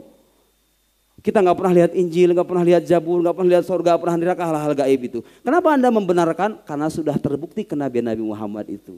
Makanya saya mengimani iman anda itu ada dasarnya. Apa dasarnya? Kenabian Muhammad Sallallahu Alaihi Wasallam, dan itu bisa diuji bersama dengan rasionalitas. Itulah uniknya Islam, saudara. Bukti kebenaran Islam itu semuanya bisa diuji dengan akal sehat. Saya nggak ngomong, saya nggak ngarang-ngarang, nggak melebih-lebihkan. Semua akidah yang berkaitan dengan ketuhanan, kenabian, hal-hal gaib semua bisa diuji dengan akal sehat. Saya mau mengoreksi satu hal yang sering menjadi kesalahpahaman banyak orang sekarang ini. Kalau bicara agama, sering banyak orang mengatakan ada sesuatu yang tidak masuk akal dalam agama. Gak masuk akal lah ada lautan bisa dibelah dengan tongkat. Gak masuk akal lah ada manusia dibakar tapi gak terbakar. Suka ada yang ngomong kayak gitu gak? Kalau ngedengar hal-hal yang ajaib, dia bilang apa katanya? Gak masuk akal. Kalau ngedengar cerita wali itu ada yang benar ada yang salah ya. Tapi nggak berarti kalau ajaib artinya nggak masuk akal gitu loh maksud saya. Ada wali-wali yang punya karomah dan karomah itu mungkin bahkan terjadi. Kalau hal sesuatu itu ajaib, tidak biasa, bukan berarti nggak masuk akal saudara. Nih lihatin, bedakan antara sesuatu yang mustahil menurut akal dengan mustahil menurut kebiasaan. Itu beda. Saya mau nanya sekarang, menurut kebiasaan kalau orang dibakar dengan api terbakar nggak menurut kebiasaan? Terbakar dong. Kalau ada orang dibakar kemudian gak terbakar, itu mustahil menurut apa? Menurut akal atau kebiasaan? Bagus. Jadi kalau ada kisah orang dibakar kemudian tidak terbakar, jangan bilang gak masuk akal. Itu mustahil menurut kebiasaan doang. Tapi menurut akal itu mungkin. Betul gak? Apa yang mustahil ayo? Apa yang mustahil? Mungkin aja.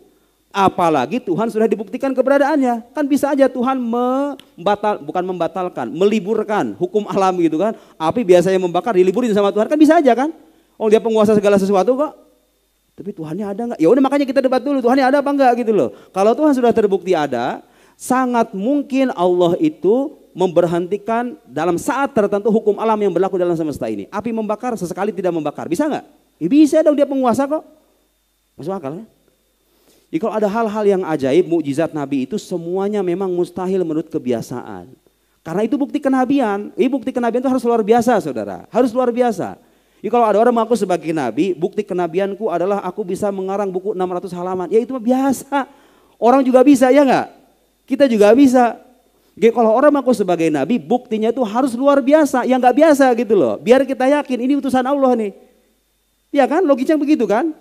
Kan Nabi datang dengan pengakuan yang luar biasa nih, aku utusan Allah. Ya berarti buktinya harus luar biasa dong. Ya iya kan, itu namanya mukjizat. Jadi mukjizat itu sesuatu yang luar biasa, terlahir pada diri orang yang mengaku sebagai Nabi, disertai dengan tantangan dan tantangan itu tidak bisa dipenuhi oleh lawan. Itu namanya mukjizat. Mana mukjizat? Banyak. Yang tadi kita sebut tuh mukjizat indrawi, itu ada. Kenapa ada? Dikabarkan oleh Al-Quran, sumbernya terpercaya, terbukti keilahiannya. Dikabarkan secara mutawatir juga diantaranya. Kita percaya itu, ada landasan ilmiahnya gitu loh maksud saya. Bukannya sebatas percaya doang, ada landasan riwayatnya. Pengajian riwayatnya pun ada jelas. Ini riwayat sahih, dhaif, yang dhaif itu ditolak. Itu ulama biasa mengkaji seperti itu. Jadi semua yang Anda imani itu sebagian adalah turunan dari pengakuan Anda akan kenabian Nabi Muhammad. Kalau Nabi Muhammad mengatakan begitu, ya udah pasti benar, kan utusan Allah. Emang utusan Allah benar? Makanya ayo kita debat dulu utusan Allah apa enggak ini. Kalau sudah terbukti sebagai utusan Allah, Al-Quran semuanya benar. Yang dikatakan Nabi kalau terbukti sahih benar. Semuanya dikatakan benar kalau Nabi mengabarkan kabar tertentu. Dalam sejarah, ya itu sejarah juga gitu loh. Ada orientalis yang mengatakan kalau Quran mengisahkan kisah-kisah Ashabul Kahf, Al-Imran dan lain-lain itu bukan kisah historis katanya. Ya itu tadi logikanya itu dengan alasan gak ada bukti materialnya. Loh emang kalau gak ada bukti material artinya gak ada. Kalau sesuatu diinformasikan tanpa bukti materi, apa artinya sesuatu itu nggak ada? Belum tentu dong. Bisa jadi dia ada, tapi bukti materinya nggak ada, gitu loh, paham nggak? Anda sekarang misalnya lahir nih, nggak dicatat sama orang tua, nggak punya akte, nggak ada catatannya nih, nggak ada catatannya. Apa itu arti Anda nggak lahir? Ya Anda lahir, catatannya kagak ada, gitu loh. Nih yang sekarang lagi rame nih, sumber-sumber sejaman nih, sumber sejaman, mana catatannya? Apa sih masalahnya kalau nggak ada catatannya? Kenapa gitu loh? Apakah sesuatu yang tidak tercatat itu artinya tidak ada? Ayo logika sehat aja gitu loh. Kalau sesuatu tidak ada catatannya apa artinya nggak ada? Ya enggak dong. Bisa jadi sesuatu itu ada tapi nggak kecatat. Atau kecatat catatannya hilang kan bisa aja. Coba logika itu kalau kita dalami ya. Menyelesaikan banyak sekali persoalan orang menulis berhalaman-halaman. Bisa dibantah dengan segitu itu selesai. Intahal kalam khalas. Benar kan omongan saya kan? Iya, ayo kita uji sama-sama agama kita. Dan sebagai bukti bahwa agama kita itu benar, saudara-saudara sekalian, ingat kalau pengen tahu agama itu benar atau salah, lihat dengan dua hal. Satu, wahyu yang disampaikan agama itu terbukti dari Tuhan apa enggak? Harus begitu dong. Kalau ada sabda dikatakan ini dari nabinya, ayo dibuktiin. Itu benar-benar dari nabinya apa enggak? Dan Islam punya semuanya. Pengen nguji Quran firman Allah apa enggak? Itu udah ada bukti-buktinya. Pengen nguji hadis itu sabda Nabi atau bukan, ada ilmunya. Itu berkaitan dengan teks. Kalau berkaitan dengan klaim, pengakuan-pengakuan, Tuhan ada, Tuhan Esa, Tuhan tidak bermula, Tuhan itu kekal dan lain-lain, harus ada sandaran rasionalnya. Agama kita itu ngajak ke kita, ayo kamu mikir sekarang. Kul hatu burhanakum, silahkan datangkan bukti-bukti kalian kalau kalian ragu dengan ini, ayo kita berdebat, tidak jadi masalah. Dan kita semua punya bukti-bukti itu dan Islam itu siap di-challenge sepanjang zaman. Saya ingin mengatakan pada akhirnya kepada hadirin semuanya yang sudah menjadi muslim, yakini agama Anda, pegang teguh iman Anda sampai Anda wafat. Karena bagaimanapun ketika sudah kita wafat, yang pertama kali ditanya itu man rabbuk, siapa Tuhan kamu? Yang kerjaannya nyari duit, robbil fulus. Yang mati dalam keadaan tenggelam dalam perasaan cinta sampai lupa sama Tuhannya, sampai cinta sama pacar maksudnya, lupa sama Tuhan, lupa salat, Robbi fulan, bisa jadi kan?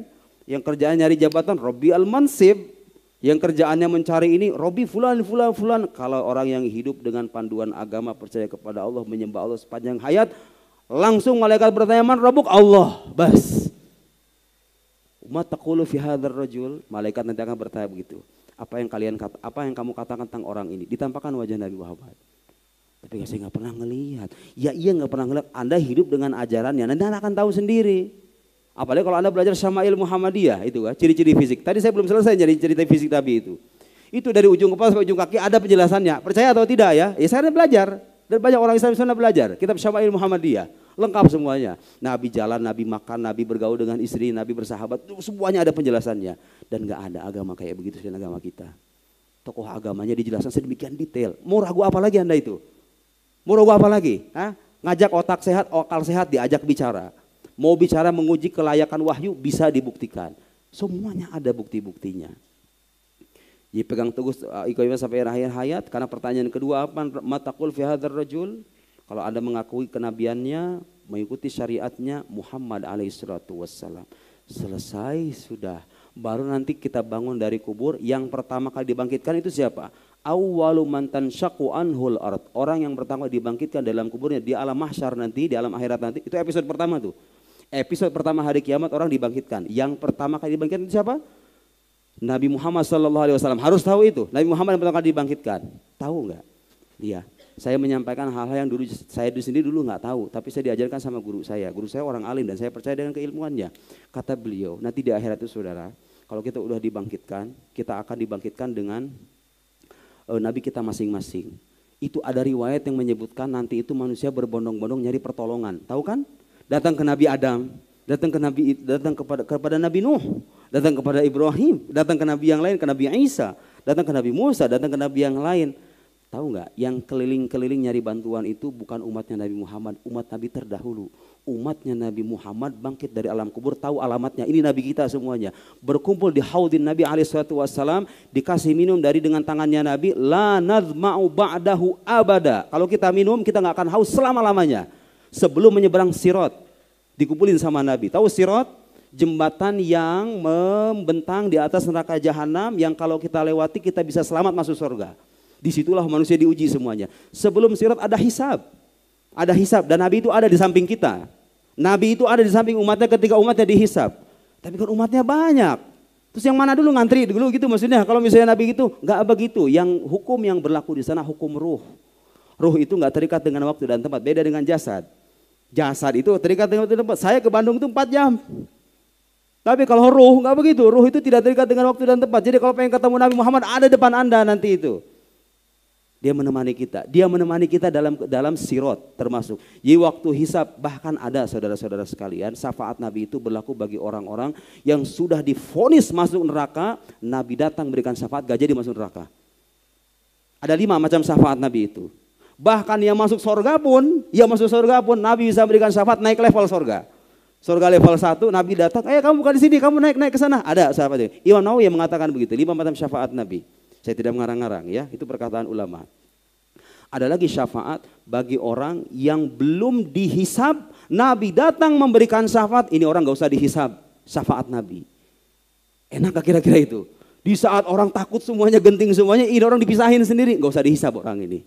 Syafaat Nabi bisa membatalkan orang dari hisab karena sudah banyak, mungkin kecintaannya yang mendalam, banyak membaca sholawat, banyak menggantungkan hatinya kepada Nabi, Nabi tahu dan kenal orang ini, selesai, orang ini bisa dihisab. Yang divonis masuk neraka bisa batal masuk neraka. Ada yang sudah masuk neraka, divonis masuk neraka, benar-benar masuk neraka. Jatah siksaannya sekian, Nabi memberikan syafaat di korting, di diskon siksaannya. Bisa terjadi. Itu syafaat-syafaat Nabi. Dan tahu ketika Anda masuk surga, miftahul jannah, kunci surga itu apa? Oleh hadzal kalam yang yaquluhul ulama, ini dikatakan sama ulama, la ilaha illallah Muhammadur Rasulullah. Tiada Tuhan selain Allah, Muhammad utusan Allah. Kalau Anda mau beriman dan Anda mau selamat, mau Anda berlumuran maksiat sebesar apapun, pesan saya jangan sampai tinggalkan iman ini. Saya tidak mengatakan iman yang paling penting, amal nggak penting. Enggak, iman penting, amal penting. Tapi kalau kita namanya manusia bermaksiat gitu ya, ada kelemahan hawa nafsu. Bukan kita kalau maksiat bukan karena pengen membangkang Gusti Allah, ya enggak? Karena kadang-kadang kita lemah dengan dorongan hawa nafsu kita, ya kan? Dan tenang, Allah akan mengampuni selama kita jujur dengan pertobatan kita. Tidak ada kata putus asa bagi orang beriman. Tahu ayat Quran yang mengatakan apa? Ya qul ya ibadiyalladzina asrafu ala anfusihim la taqnatu mir rahmatillah.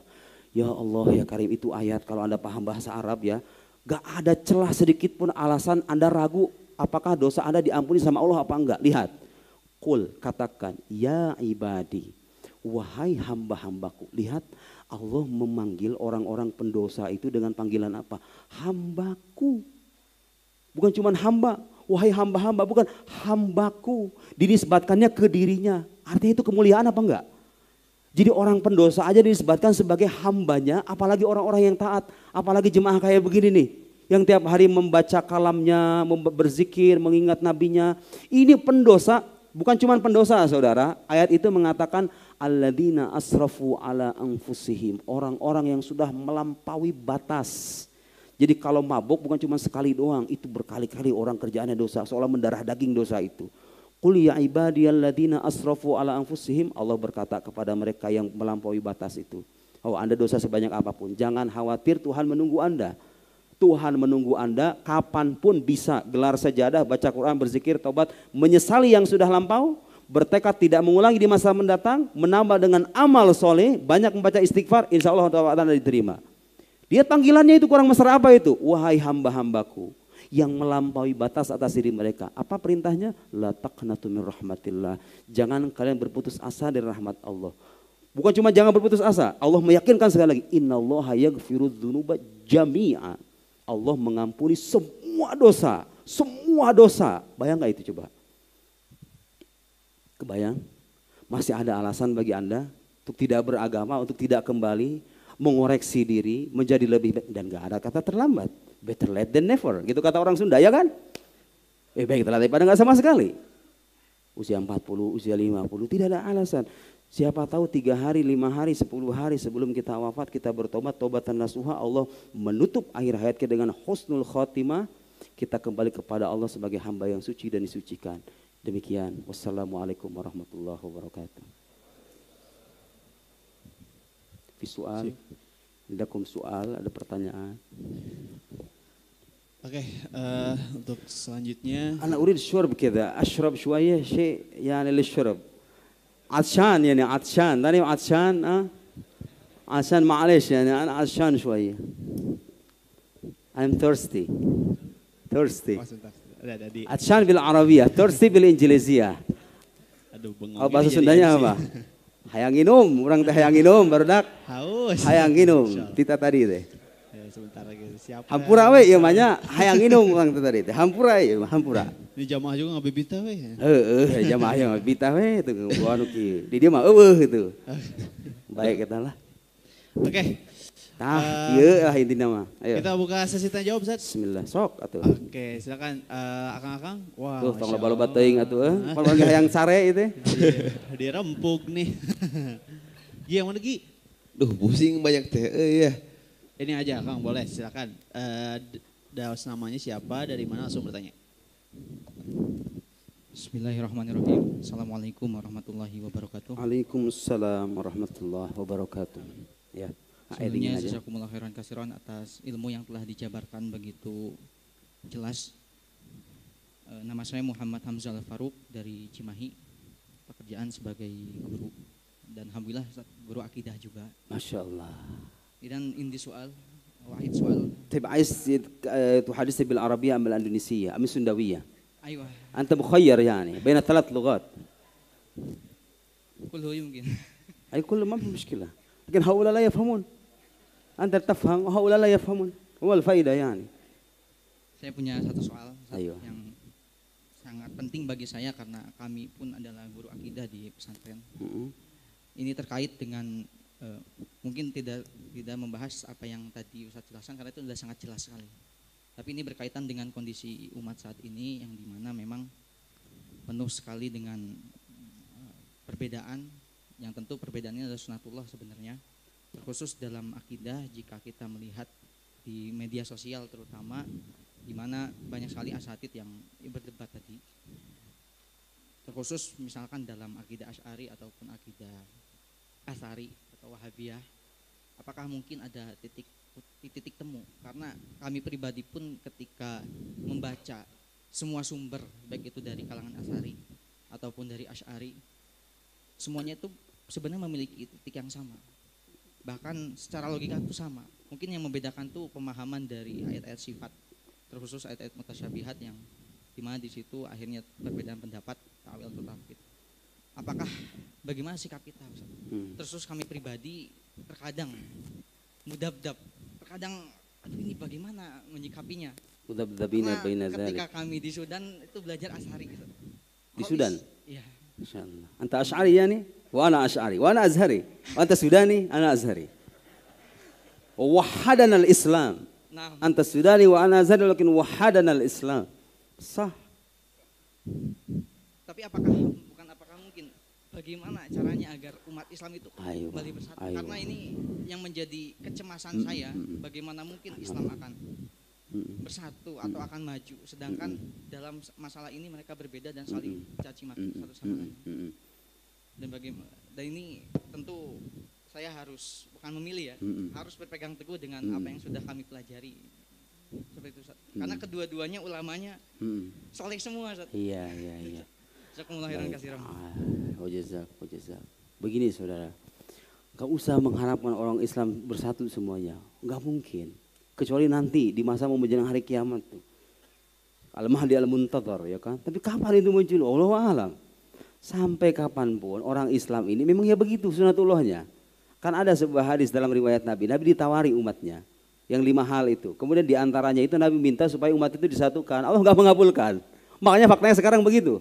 Bahkan ada sabda Nabi mengatakan kelak umatku akan terpecah ke dalam 73 golongan ya kan. Ada ulama mengatakan apakah 73 beneran atau hadayadul alal kathrah atau menunjukkan banyak. Bagaimanapun penjelasannya, faktanya umat Nabi Muhammad ini memang begitu.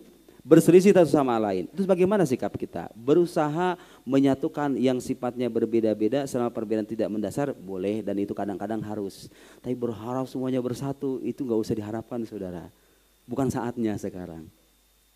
Ya gimana lagi Allah pengennya begitu ya kan? Tugas kita sekarang menjelaskan yang benar, mengoreksi yang salah, selesai. Sampaikan ke orang, begini, yang benar begini sama orang Salafi Wahabi, jangan bilang Allah itu punya tangan. Ilahiyat laka aidina, kata mereka begitu. Jangan bilang Allah itu bertempat di atas langit. Tapi kan ada pertanyaan tuh di hadis Sahih Bukhari, aina Allah? Iya, aina itu maknanya bisa ya dulu alal makan, bisa ya dulu alal makanah. Bisa jadi tempat, bisa jadi kedudukan. Sama kayak Anda bertanya, bagaimana engkau memandangku? Engkau berada di dalam hatiku. Apakah artinya pacar Anda bertempat di sini? Nah, kedudukan dia itu istimewa di sisi saya. Ya kan? Kalau ada pertanyaan aina Allah dalam hadis, makna itu bukan menanyakan tempat. Karena Allah tidak bertempat. Dan gak masuk akal coba Allah bertempat itu gimana ceritanya? Katanya Allah ada di langit. Terus sebelum ada langit Allah ada di mana? Ayo. Kan bingung dia akan jawab gimana? Masa sesuatu yang qadim yang tidak bermula ada pada sesuatu yang bermula pada langit? Mustahil, secara akal mustahil. Masa ada sesuatu yang tidak memiliki permulaan bertempat pada sesuatu yang memiliki permulaan? Lah sebelum dia ada terus di mana itu? Jadi salah saudara, akidah yang mengatakan Allah bertempat di langit itu. Allah bertempat dalam arti duduk di atas arus kayak begini, kayak raja begini. Itu anak kecil kayak begitu. Pernah saya ditanya sama ada ibu-ibu bilang sama saya, Pak Ustadz gimana itu katanya, anak saya itu berharap-harap jadi Tuhan katanya. Pengen jadi Allah gara-gara nanya, mama Allah itu adanya di mana? Di sana nak, Allah itu ada di ketinggian sana. Salah jawab, begini nunjuknya ketinggian sana. Ya sudah kalau gitu pengen jadi Allah saja. Salah jawaban. Kalau ditanya di mana Allah, jawabannya apa? Jawabannya menyalahkan pertanyaan itu. Di mana Allah? Allah tidak bertempat. Allah munazzah anil ainiyah. Aina Allah? Allah munazzah anil ainiyah. Allah di mana? Allahu munazzahun anil ainiyah wala yataqayyad bizaman walaysa bijauhar walaysa bi'arad. Bisa enggak akidah yang mengatakan Allah tidak bertempat mencari titik temu dengan orang yang mengatakan Allah bertempat? Gak bisa mau gimana pun. Tapi ada titik temu antara kita dengan mereka? Ada. Percaya Allah itu ada. Ah, udah gitu aja. Allah itu ada. Allah Maha Esa, Allah Maha Esa. Allah berkuasa enggak? Berkuasa. Ada titik temu mah ada gitu ya. Tapi masalah-masalah beginian ini ya udah susah itu cari titik temunya. Mereka ngotot kayak begitu. Mau gimana lagi kan? Kita mengingatkan. Tapi kan ada kata yadullahi fawqa aydihim. Yad itu maknanya tangan dan gak boleh bertakwil. Saudara, itu orang-orang yang mengatakan takwil sifat Allah itu bid'ah. Tahu nggak? Dosen saya di Al Azhar itu ngarang buku khusus. Judulnya itu Ta'wilus Salaf li Sifatillah. Download di internet. Penakwilan kaum salaf terhadap sifat-sifat Allah. Jadi generasi salaf Ibn Abbas, Imam Tobari, Imam Bukhari, imam-imam besar itu mentakwil itu biasa, itu mazhab ahli sunnah juga. Ada mazhab takwil, ada mazhab tafwid. Jadi kalau nemu ayat-ayat di Quran yang seolah-olah menunjukkan Allah itu punya tangan, punya mata, wa yabqa wajhu rabbika dzul jalali wal ikram. Ibn Abbas dalam sebuah riwayat mengatakan wajah itu bukan wajah kayak begini tapi zat. Takwil bukan, takwil. Ibn Abbas, ada riwayatnya itu. Seingat saya Ibnu Abbas atau mungkin sahabat siapa nanti dicek di kitab hadis. Yang jelas ada sahabat mengatakan wajah itu adalah arti zat, maujud hadza fi kutubit turath. Ada gitu ya.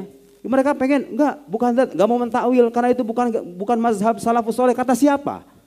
Anda belajar di mana? Saya belajar akidah dan tahu itu. Mau yang bertakwil ahlu sunnah, yang mufawwid itu yang mana ya begini. Kalau nemu ayat-ayat begitu mereka mengatakan kita serahkan makna seutuhnya kepada Allah. Yang jelas bukan mana hakikinya. Kalau Allah dikatakan punya yad artinya mana hakiki tangan, ya berarti Allah jarihah dong. Anggota tubuh dong. Tajsim itu namanya. Anda menyebutkan Tuhan dengan makhluk. Sementara Allah mukhalafah lil hawadith. Allah berbeda dengan makhluk. Min syattan nawahi, dari semua sisi. Gak bisa Anda mengatakan Allah punya tangan. Kayak kita punya tangan. Oh, tangan apa itu yang dimaksud? Tangan mana hakiki atau majazi? Kalau mereka mengatakan mana hakiki, khalas anta waqata fi tajsim. Terjatuh dalam tajsim, menyebutkan dengan Tuhan dengan makhluk. Tapi kalau dia katakan enggak, mana majazi? Khalas anta mal asy'ariyah. Kamu sama kita dong, sama-sama mentakwil dong. Tangan artinya kuasa, rahmat. Itu mazhab semuanya ahlus sunnah, jangan dikeluar-keluarin seenaknya. Ya, jangan ikutin itu mazhab-mazhab yang begituan itu. Udah banyak contoh-contoh kekeliruannya. Ya, buku-buku yang bahas Wahabis udah banyak seabrek-abrek. Bahasa Arab, bahasa Indonesia juga mungkin banyak ya. Walhasil begitu, ada titik temu ada menyangkut usul. Yang menyangkut ba'dul musykilat al-aqaidiyah, masalah-masalah akidah, itu ada enggak ada titik temunya. Ya udah mereka salah dan kita bisa membuktikan kesalahannya, ini yang benar begini. Selesai. Sampaikan yang benar, koreksi yang salah, tugas Anda selesai.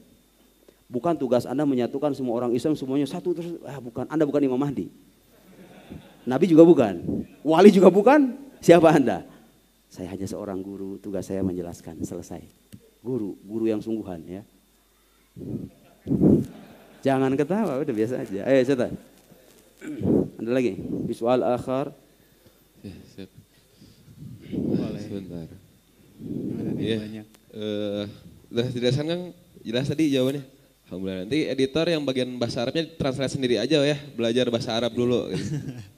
Oke, kita ke daerah tengah dulu. Kayaknya di Perempuan. Boleh perempuan dulu. Tuh. Boleh, Tuh, itu Ustaz, satu. yang kiri. Sebentar Sok. ya, Ustaz. OTW dulu, Ustaz. Kumaha. Mana itu? Oh, OTW. Sok itu. Silakan Teteh diperkenalkan nama dari mana langsung bertanya.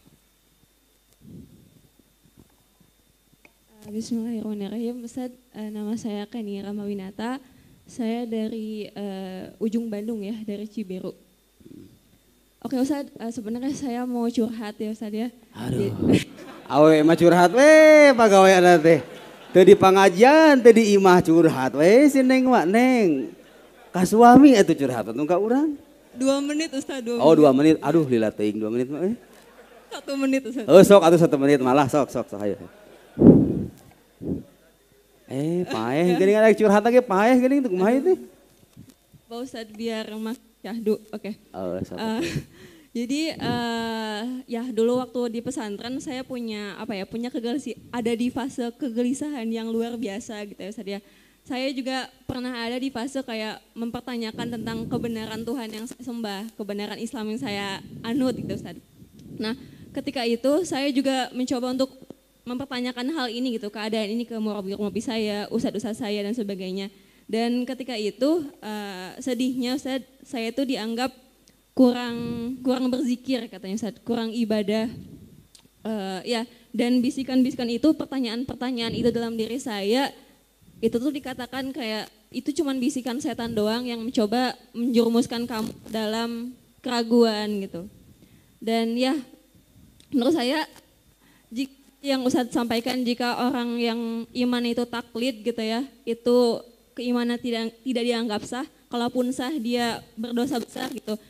Kalau memang kalau memang diadakan satu survei gitu Ustadz, yang memang benar-benar diadakan secara real, berapa persen sih Ustadz dari baraya-baraya kita gitu, yang bisa membuktikan kebenarannya, yang bisa menjawab hal itu. Iya. Dan ini kan miris ya Ustadz ya, ini kalau bisa bilang PR ya PR gitu untuk pendidikan Islam kita gitu. Mungkin pertanyaannya adalah, ini juga menjadi keresahan saya, gimana sih Ustadz solusi konkretnya biar generasi-generasi muslim itu udah selesai sama hal yang seperti itu, dan bahkan jauh lebih daripada itu mereka bisa menjawab tantangan siapapun yang mencoba mempertanyakan kebenaran Islam ataupun kebenaran Tuhan Ustadz. Jazakallah. Bagus, saya jawab ya. 1. Yang saya sampaikan tadi, pendapat-pendapat ulama yang mengatakan mukallid itu imannya tidak sah, itu sebagian ulama. Ada ulama di luar, Imam Ghazali termaksud, memandang sah imannya mukallid. Cuman kan zaman sekarang, saudara-saudara, zaman sekarang nih, zaman internet kayak sekarang, masa Anda bertaklid, nanti kalau ada yang meragukan gimana dong? Kullu man qallada fit tauhid imanuhu la yakhlu min tardid. Kata Imam Al-Laqani, orang yang bertaklid dalam tauhid itu imannya enggak lepas dari keraguan-raguan. Itu patut diwaspadai iman orang bertaklid itu. Nanti kalau baca TikTok, kalau ngelihat TikTok ada orang meragukan, kan tiba-tiba Anda kemudian ragu. Itu hal yang paling mahal dalam hidup Anda. Memang ada ulama yang mandang sah imannya muqallid dengan syarat yajzim jazman. Memastikan dengan pasti 100% saya percaya Allah ada Muhammad Nabi 100%. Ikut nggak apa-apa, tapi harus 100% yakinnya. Masalahnya orang zaman sekarang ini kadang-kadang mau begitu susah loh. Harus tahu dulu kan. Jadi saya nggak menafikan ada ulama yang mandang sah dan memang sekarang kalau kita lihat orang muslim kebanyakan rata-rata bertaklid. Makanya kita harus mewanti-wanti dengan menyertakan pendapat-pendapat seperti tadi. Supaya Anda itu imannya nggak dipertanyakan atau tidak diwaspadai gitu loh. Tidak layak diragukan. Supaya Anda imannya mantap maka harus belajar. Tapi kalau dibilang sah apa enggak imannya muqallid? Ulama ada mengatakan sah. Saya nggak menafikan itu. Imam Ghazali termasuk. Asalkan meyakini 100%. Oke, jelas? Itu jelas ya. Tapi ingat konteks kita sekarang beda dengan zaman dulu. Orang dulu nggak megang internet Pak. Sekarang mah Facebook, Instagram, TikTok itu orang tuh sampah semua, kotoran-kotoran tuh ada numpuk di situ semua ya kan? Ya kita bersihin dong, kita bikin filter supaya kalau ada orang saudara nih, saya pengalaman pribadi nih, saya dulu belum pernah belajar ilmu kayak gini nih, ilmu logika ini. Saya dulu kalau baca orang-orang liberal, orang-orang ateis itu kadang-kadang saya tahu ini masalah nih, tapi saya nggak tahu gimana cara jawabnya. Jadi dulu saya kayak begitu tuh. Baca kayak begitu, ya salam. Setelah saya belajar, diajarin ke orang, ditulis lagi. Ya Allah, baca sebaris begini, 1, 2, 3, 4, 5, selesai. Itulah gunanya belajar ilmu logika itu. Belajar ilmu akidah itu begitu. Logika, akidah itu fondasi keberagaman kita. Sehatkan logika Anda. Mantapkan akidah Anda. Iblis sekalipun datang kepada Anda gak bakal ragu itu. Wa hatta iblis lau allafa mu'allafan yusyakik fi i'tiqadik lan tasyuk. Iblis datang dengan karangan meragukan keimanan Anda sudah mantap logika, mantap akidah, punya ulama yang benar, berzikir kepada Allah, mendekati diri kepada Nabi, iblis 1000 iblis sekalipun. Alfi failasuf mulhid, 1000 para filosof ateis datang kepada Anda, gak bakal bisa. Itulah iman.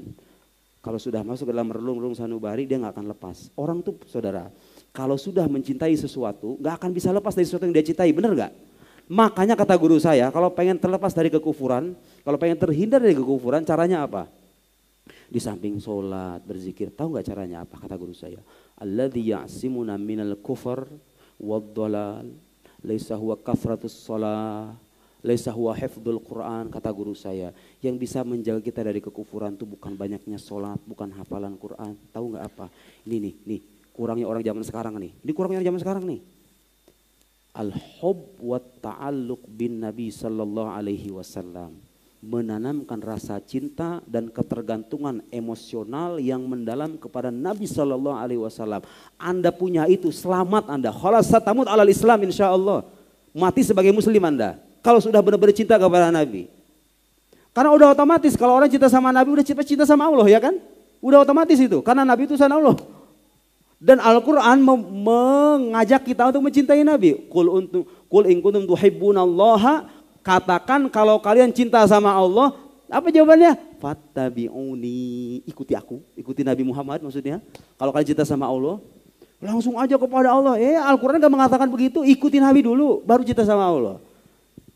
Dulu pernah ada di London, saya pernah cerita dari salah seorang habib. Ada seorang pemuda, dia itu dalam kegundahan yang luar biasa, sudah muak dengan agama, pengen jadi ateis. Mungkin terpengaruh dengan bacaan atau tontonan, ya mirip kayak anak zaman sekarang. Tahu nggak yang buat dia nggak jadi kufur itu apa? Dia dalam kegundahan yang luar biasa, megang tasbih katanya, megang tasbih begini. Langsung salawat sama Nabi, Allahumma sholli ala Muhammad, Allahumma sholli ala Muhammad, terus begitu. Muncul di kepalanya pikiran begini, Nabi Muhammad tuh gak mungkin bohong loh. Dia kan orang jujur. Masa saya dustakan agamanya? Kayak itu loh. Sesederhana itu loh. Rasa cinta mengembalikan Anda kepada keimanan, menjauhkan Anda dari kekufuran. Ya iya juga ya. Masa iya kita dustakan Nabi sejujur itu? Akhlaknya kayak begitu. Kecintaannya kepada Nabi menghalangi dia dari kekufuran. Gak jadi ateis orang itu. Langsung kembali beriman.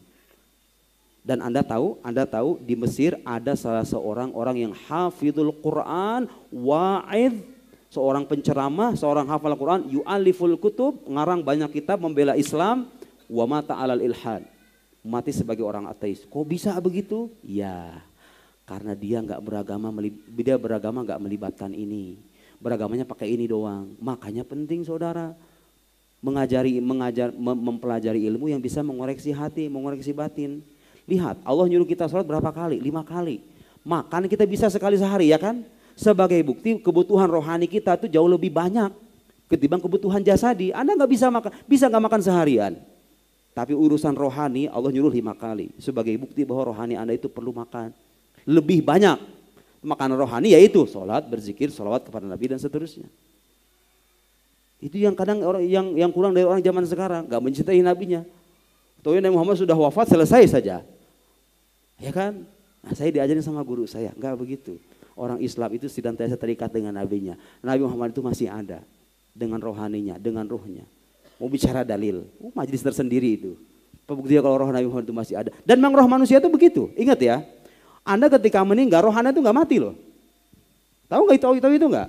Ketika Anda meninggal roh Anda itu ada, berpindah alam. Yang hilang itu apa? Tulang belulang Anda, jasad Anda. Roh Anda itu ada. Dan ayat Quran mengatakan walah tahsabannalladzina qutilu fisabilillahi amwata. Jangan kalian mengira orang-orang yang wafat di jalan Allah itu mati. Nih orang-orang yang syahid itu jangan bilang mati. Bal ahya, mereka itu hidup. Itu orang muslim yang syahid dibilang hidup sama Quran. Bagaimana dengan imam syuhada, imamnya orang-orang yang mati syahid. Imamnya para nabi. Masa dikatakan mati? Orang yang mati syahid disebut hidup dalam Quran. Masa Anda menyebut nabi yang menjadi imamnya mereka dikatakan mati? Nabi itu hidup dengan rohnya, bukan dengan jasadnya. Kalau kita salam, malaikat datang, fulan ibn fulan ya Rasulullah yusolli alaik. Malaikat mengatakan, makanya kalau kita sudah terkoneksi dengan Nabi, udah yang begituan itu udah otomatis. Udah terhindar dengan sendiri, gak suka aja pokoknya bawaannya kalau yang begituan. Itu begitu saudara. Kalau orang batinnya sudah terikat dengan Nabi Muhammad, Anda lihat itu, aliran-aliran yang menyimpang itu rata-rata mengajarkan hal-hal yang bertolak belakang dengan rasa cinta kita kepada Nabi. Maulid dibidahin, benar gak? Itu kan? Gak boleh ziarah, kadang-kadang dilarang ziarah. Ziarahnya gak boleh lama-lama katanya. Ya kan? Menghindarkan kita dari rasa cinta, ingin memutus. Lihat orang-orang riblar, orang-orang sekuler itu. Yang dikutip bukan qala Rasulullah. Yang dikutip apa? Fred Donner, Patricia Crown, Richard Dawkins, Sam Harris, seorang merasa keren dengan kutipan-kutipan itu. Bukan qala Nabi SAW. Hampir semua aliran yang menyimpang itu rata-rata gak punya ikatan emosional dengan Nabi Muhammad SAW. Tahu aliran dalam Islam yang punya rasa cinta, yang mengajarkan rasa cinta mendalam kepada Nabi itu siapa? Para wali. Para wali itulah, para ahli tasawuf. Orang-orang, tasawufnya aja dibidahin sama mereka bahkan. Padahal tasawuf itu gunanya membersihkan hati. Justru ini yang paling penting dibersihin, bukan cuma ibadah zikir dong, jidat aja hitam gitu kan. Jidat Anda hitam, hati Anda ikutan hitam. Yang benar gak jadi masalah jidat warnanya kayak apa, yang penting ininya nih. Begitu ya, beragama itu semuanya penting, ibadah lahiriah penting, tapi yang tidak kalah penting adalah ini. Bagaimana kita merasa cinta kepada Allah. Kalau ibadah, kata guru saya begini ya saudara, dzarrah minal hub ta'dil jibal minal a'mal. Setetes rasa cinta, Anda ibadah sholat nih, tapi dengan rasa cinta kepada Allah dan Rasulnya, setetes cinta itu bisa menandingi segunung amalan soleh. Setetes cinta. Jadi kalau Anda beramal dengan amalan biasa doang, gak ada spirit cintanya, kata guru saya, setetes cinta itu bisa mengalahkan itu semua. Dan itulah yang menjadi alasan kenapa orang zaman sekarang gak merasakan sesuatu dari agama. Agama sesuatu gak penting bagi mereka. Ya karena mereka melibatkan ini. Hanya beragama bahkan dijadikan hiburan doang. Kalau nyari ustadz yang penting lucu doang, bener gak? Iya zaman sekarang kan begitu. Gak penting belajarnya di mana. Gak penting track recordnya kayak gimana. Kontribusinya, gurunya siapa. Gak penting. Yang penting lucu, menghibur saya suka. Selesai. Dia ustadz saya. Gak bisa begitu dong. Agama itu bermanfaat untuk bukan cuma sekarang doang. Sampai Anda mati dibawa. Saya sering bilang kalau kita mencari ustadz dalam agama, kalau bisa lebih jauh teliti ketimbang Anda mencari dokter. Dokter ngobatin fisik. Kita teliti minta ampun kan. Cari yang gelarnya banyak. Sekolahnya di mana? Dokternya Siloam apa bukan gitu kan? Kalau Siloam udahlah percaya ya kan? Karena mahal. Masa nyari ustadz yang berguna mengobati penyakit hati Anda, dokter penyakit fisik. Ustadz guru agama mengobati penyakit hati, mengajar Anda cinta kepada Allah, cinta kepada Rasulnya. Masa yang sembarangan? Udah gitu digajinya kecil lagi, ya kan guru itu kan? Coba itu orang zaman sekarang itu. Giliran dokter gajinya itu banyak. Tapi dengar-dengar saya dengar dokter juga gajinya kecil katanya sekarang ya kan? Wallahu alam lah itu. Tapi yang jelas kalau dibanding-bandingin gitu, harus kita terbalik cara beragama itu. Orang yang menuntun orang kepada jalan Allah kadang diabaikan, kadang tidak diberikan haknya sebagaimana semestinya. Giliran orang-orang yang naik panggung sebagai yang pamer-pamer kekayaan begitu, diundang, dikasih tempat dan ya wajar aja. Hasilnya begitu. Cara beragama kita terbalik, hasilnya juga terbalik. Coba kalau cara beragama kita benar, ikuti nabinya, tanam cita kepada Allah, tanam cita kepada Rasulnya, selesai. Satamut alal Islam. Kita kunta muhibban lin nabi, satamut alal Islam insyaallah. Soal akhir, saya nggak tahu sampai jam berapa ya nih saudara. Baraya? Oh, Sampai jam Sampai jam 9. berapa ya? Ustaz. Sampai jam 9. 9, Masya Allah, nggak apa-apa lah. oke. Mumpung di Bandung. Sampai subuh juga boleh sih Ustaz. Oh, sok we. Asal ya kadaharan we. Oke, sekarang coba yang Akang Area Ridwan. area tengah lagi. Tengah, coba Pilih, yang silakan. yang itu aja deh yang langsung. Kok seru ya? Saya ngerasa kok seru ya. Alhamdulillah. Berarti baru pertama Ustaz ke Iya. relatif Ustaz. Ya mudah-mudahan suatu saat nanti ya. Nah, itu dia Ustaz. Mudah. Mang Hidayat, nah itu. Silakan. Bismillahirrahmanirrahim. Assalamualaikum warahmatullahi wabarakatuh. Ustadz, perkenalkan nama saya Doni. Ada sedikit pertanyaan berkaitan tentang Allah dan akal lah kayak gitu. Jadi dulu waktu zaman saya SMA itu pernah ada pertanyaan tentang Allah yang mungkin kalau kasarnya mah kayak naonan sih nanya juga gitu lah ibaratkan kayak gitu. Tapi saya lupa pertanyaannya apa, cuma waktu saya nanyain pertanyaan itu dijawab dengan, Don kamu gak boleh nanya kayak gitu, itu pertanyaannya pidosain. Merah. Lanjut. Jadi katanya nggak boleh nanya kayak gitu karena nanya kayak gitu jadi dosa gitu, jadi menghilangkan keimanan kita terhadap Allah lah gitu. Cuma setelah kesini belajar, saya pribadi ngerasa kayaknya justru pertanyaan itu harus terjawab terlepas ada jawabannya atau enggak gitu. Karena rasa penasaran ini justru yang jadi kayak hambatan lah kayak gitu. Terus mungkin jadi pertanyaan itu adalah apakah ada sesuatu berkaitan tentang agama yang ranahnya bab akal yang kita tuh dilarang untuk mempertanyakannya gitu. Mungkin kalau kayak contoh, saya lupa pertanyaan ini atau bukan, misalkan kenapa sih Allah tuh nggak kelihatan, nggak ada wujudnya. Nah, mungkin salah satunya kayak gitu. Itu aja Ustaz, terima kasih. Jadi begini saudara, ini menarik. Saya baru ingat, memang ada hal-hal dalam agama kita itu yang hakikatnya nggak bisa dijelaskan oleh akal. Saya bilang hakikatnya ya, dia masuk akal. Dia masuk akal, cuman akal kita kadang-kadang nggak bisa menjelaskan hakikatnya dengan keterbatasannya. Tapi jangan bilang nggak masuk akal. Contoh, saya beri contoh malaikat. Hayo jelasin akal Anda menjelaskan malaikat itu apa? Kalau nggak ada wahyu. Malaikat itu kayak gimana? Nggak tahu akal kita itu. Tapi menurut akal mungkin nggak malaikat itu ada? Ya mungkin aja, apa yang mustahil? Allah mengutus makhluk-makhluknya sebagai dengan tugas-tugas tertentu. Ada yang memberi rezeki, ada yang menghidupkan, ada yang mematikan. Apa yang mustahil? Itu masuk akal. Tapi hakikatnya gak bisa dijelaskan oleh akal. Ada gak dalam agama? Ada. Yang ingin saya katakan adalah dalam Islam tidak ada ajaran yang bertentangan dengan hukum akal. Walau wahid, satu pun gak ada. Semua akidah ketuhanan, kenabian, hal gak ada yang bertentangan dengan hukum akal. Hukum akal itu apa? Hukum non kontradiksi, hukum identitas. Gak ada itu. Tahu gak hukum kontradiksi itu kayak gimana? Contoh misalnya, masuk akal gak kalau saya bilang saya ini duduk tapi tidak duduk? Mikir heula mana mah aing. Ya gampang nih. Masuk akal nggak dibilang ini air, ini bukan air. Ya nggak masuk akal lah, ya kan? Itu namanya hukum non kontradiksi begitu. Semua yang bernasihat bilang kayak gitu. Masuk akal nggak kalau fulan itu pacar saya, dia juga bukan pacar saya? Ya kagak mustahil kan? Salah satunya harus ada yang benar kan? Kalau dia pacar saya, berarti pernyataan yang mengatakan dia bukan pacar saya itu salah, ya nggak? Kalau dia bukan pacar saya, berarti yang mengatakan dia pacar saya itu salah. Itu hukum non kontradiksi. Dalam Islam itu saudara, nggak ada akidah yang bertentangan dengan hukum akal tuh nggak ada. Yang ada adalah hal-hal yang kadang-kadang tidak bisa dijelaskan hakikatnya oleh akal, tapi dia dimungkinkan keberadaan oleh akal. Makanya masuk akal. Termasuk Allah Subhanahu Wa Taala bisa nggak jelaskan hakikatnya? Allah bisa nggak jelaskan hakikatnya? Nggak bisa. Kenapa? Karena kalau hakikat Allah dijelaskan terbatas dong. Ya enggak? Sementara Allah tidak terbatas. Makhluk yang terbatas. Masa sang kholik terbatas juga?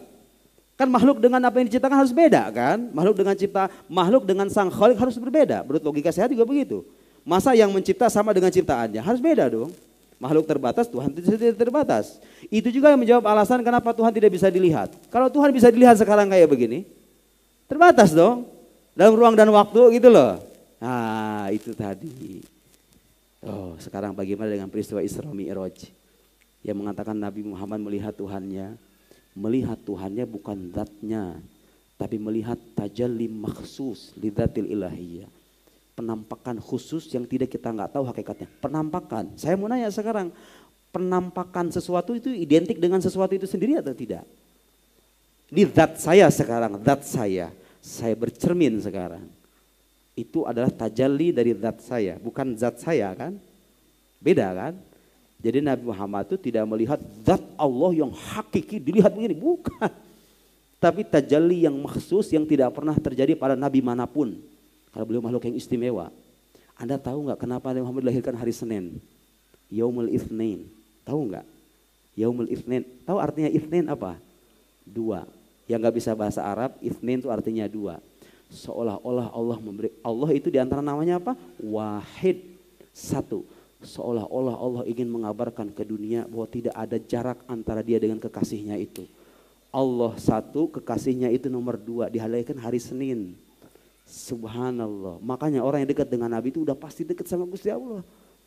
Sebaliknya orang yang jauh sama Nabi itu jauh dari Tuhannya. Biasanya begitu. Kenyataannya begitu. Ada orang-orang yang mati dengan kekufuran gara-gara gak mencintai Nabinya. Tapi saya belum pernah menjumpai ada seorang yang muhiblin Nabi, mencintai Nabi, wafat dengan kekufuran. Dan mustahil menurut akal itu.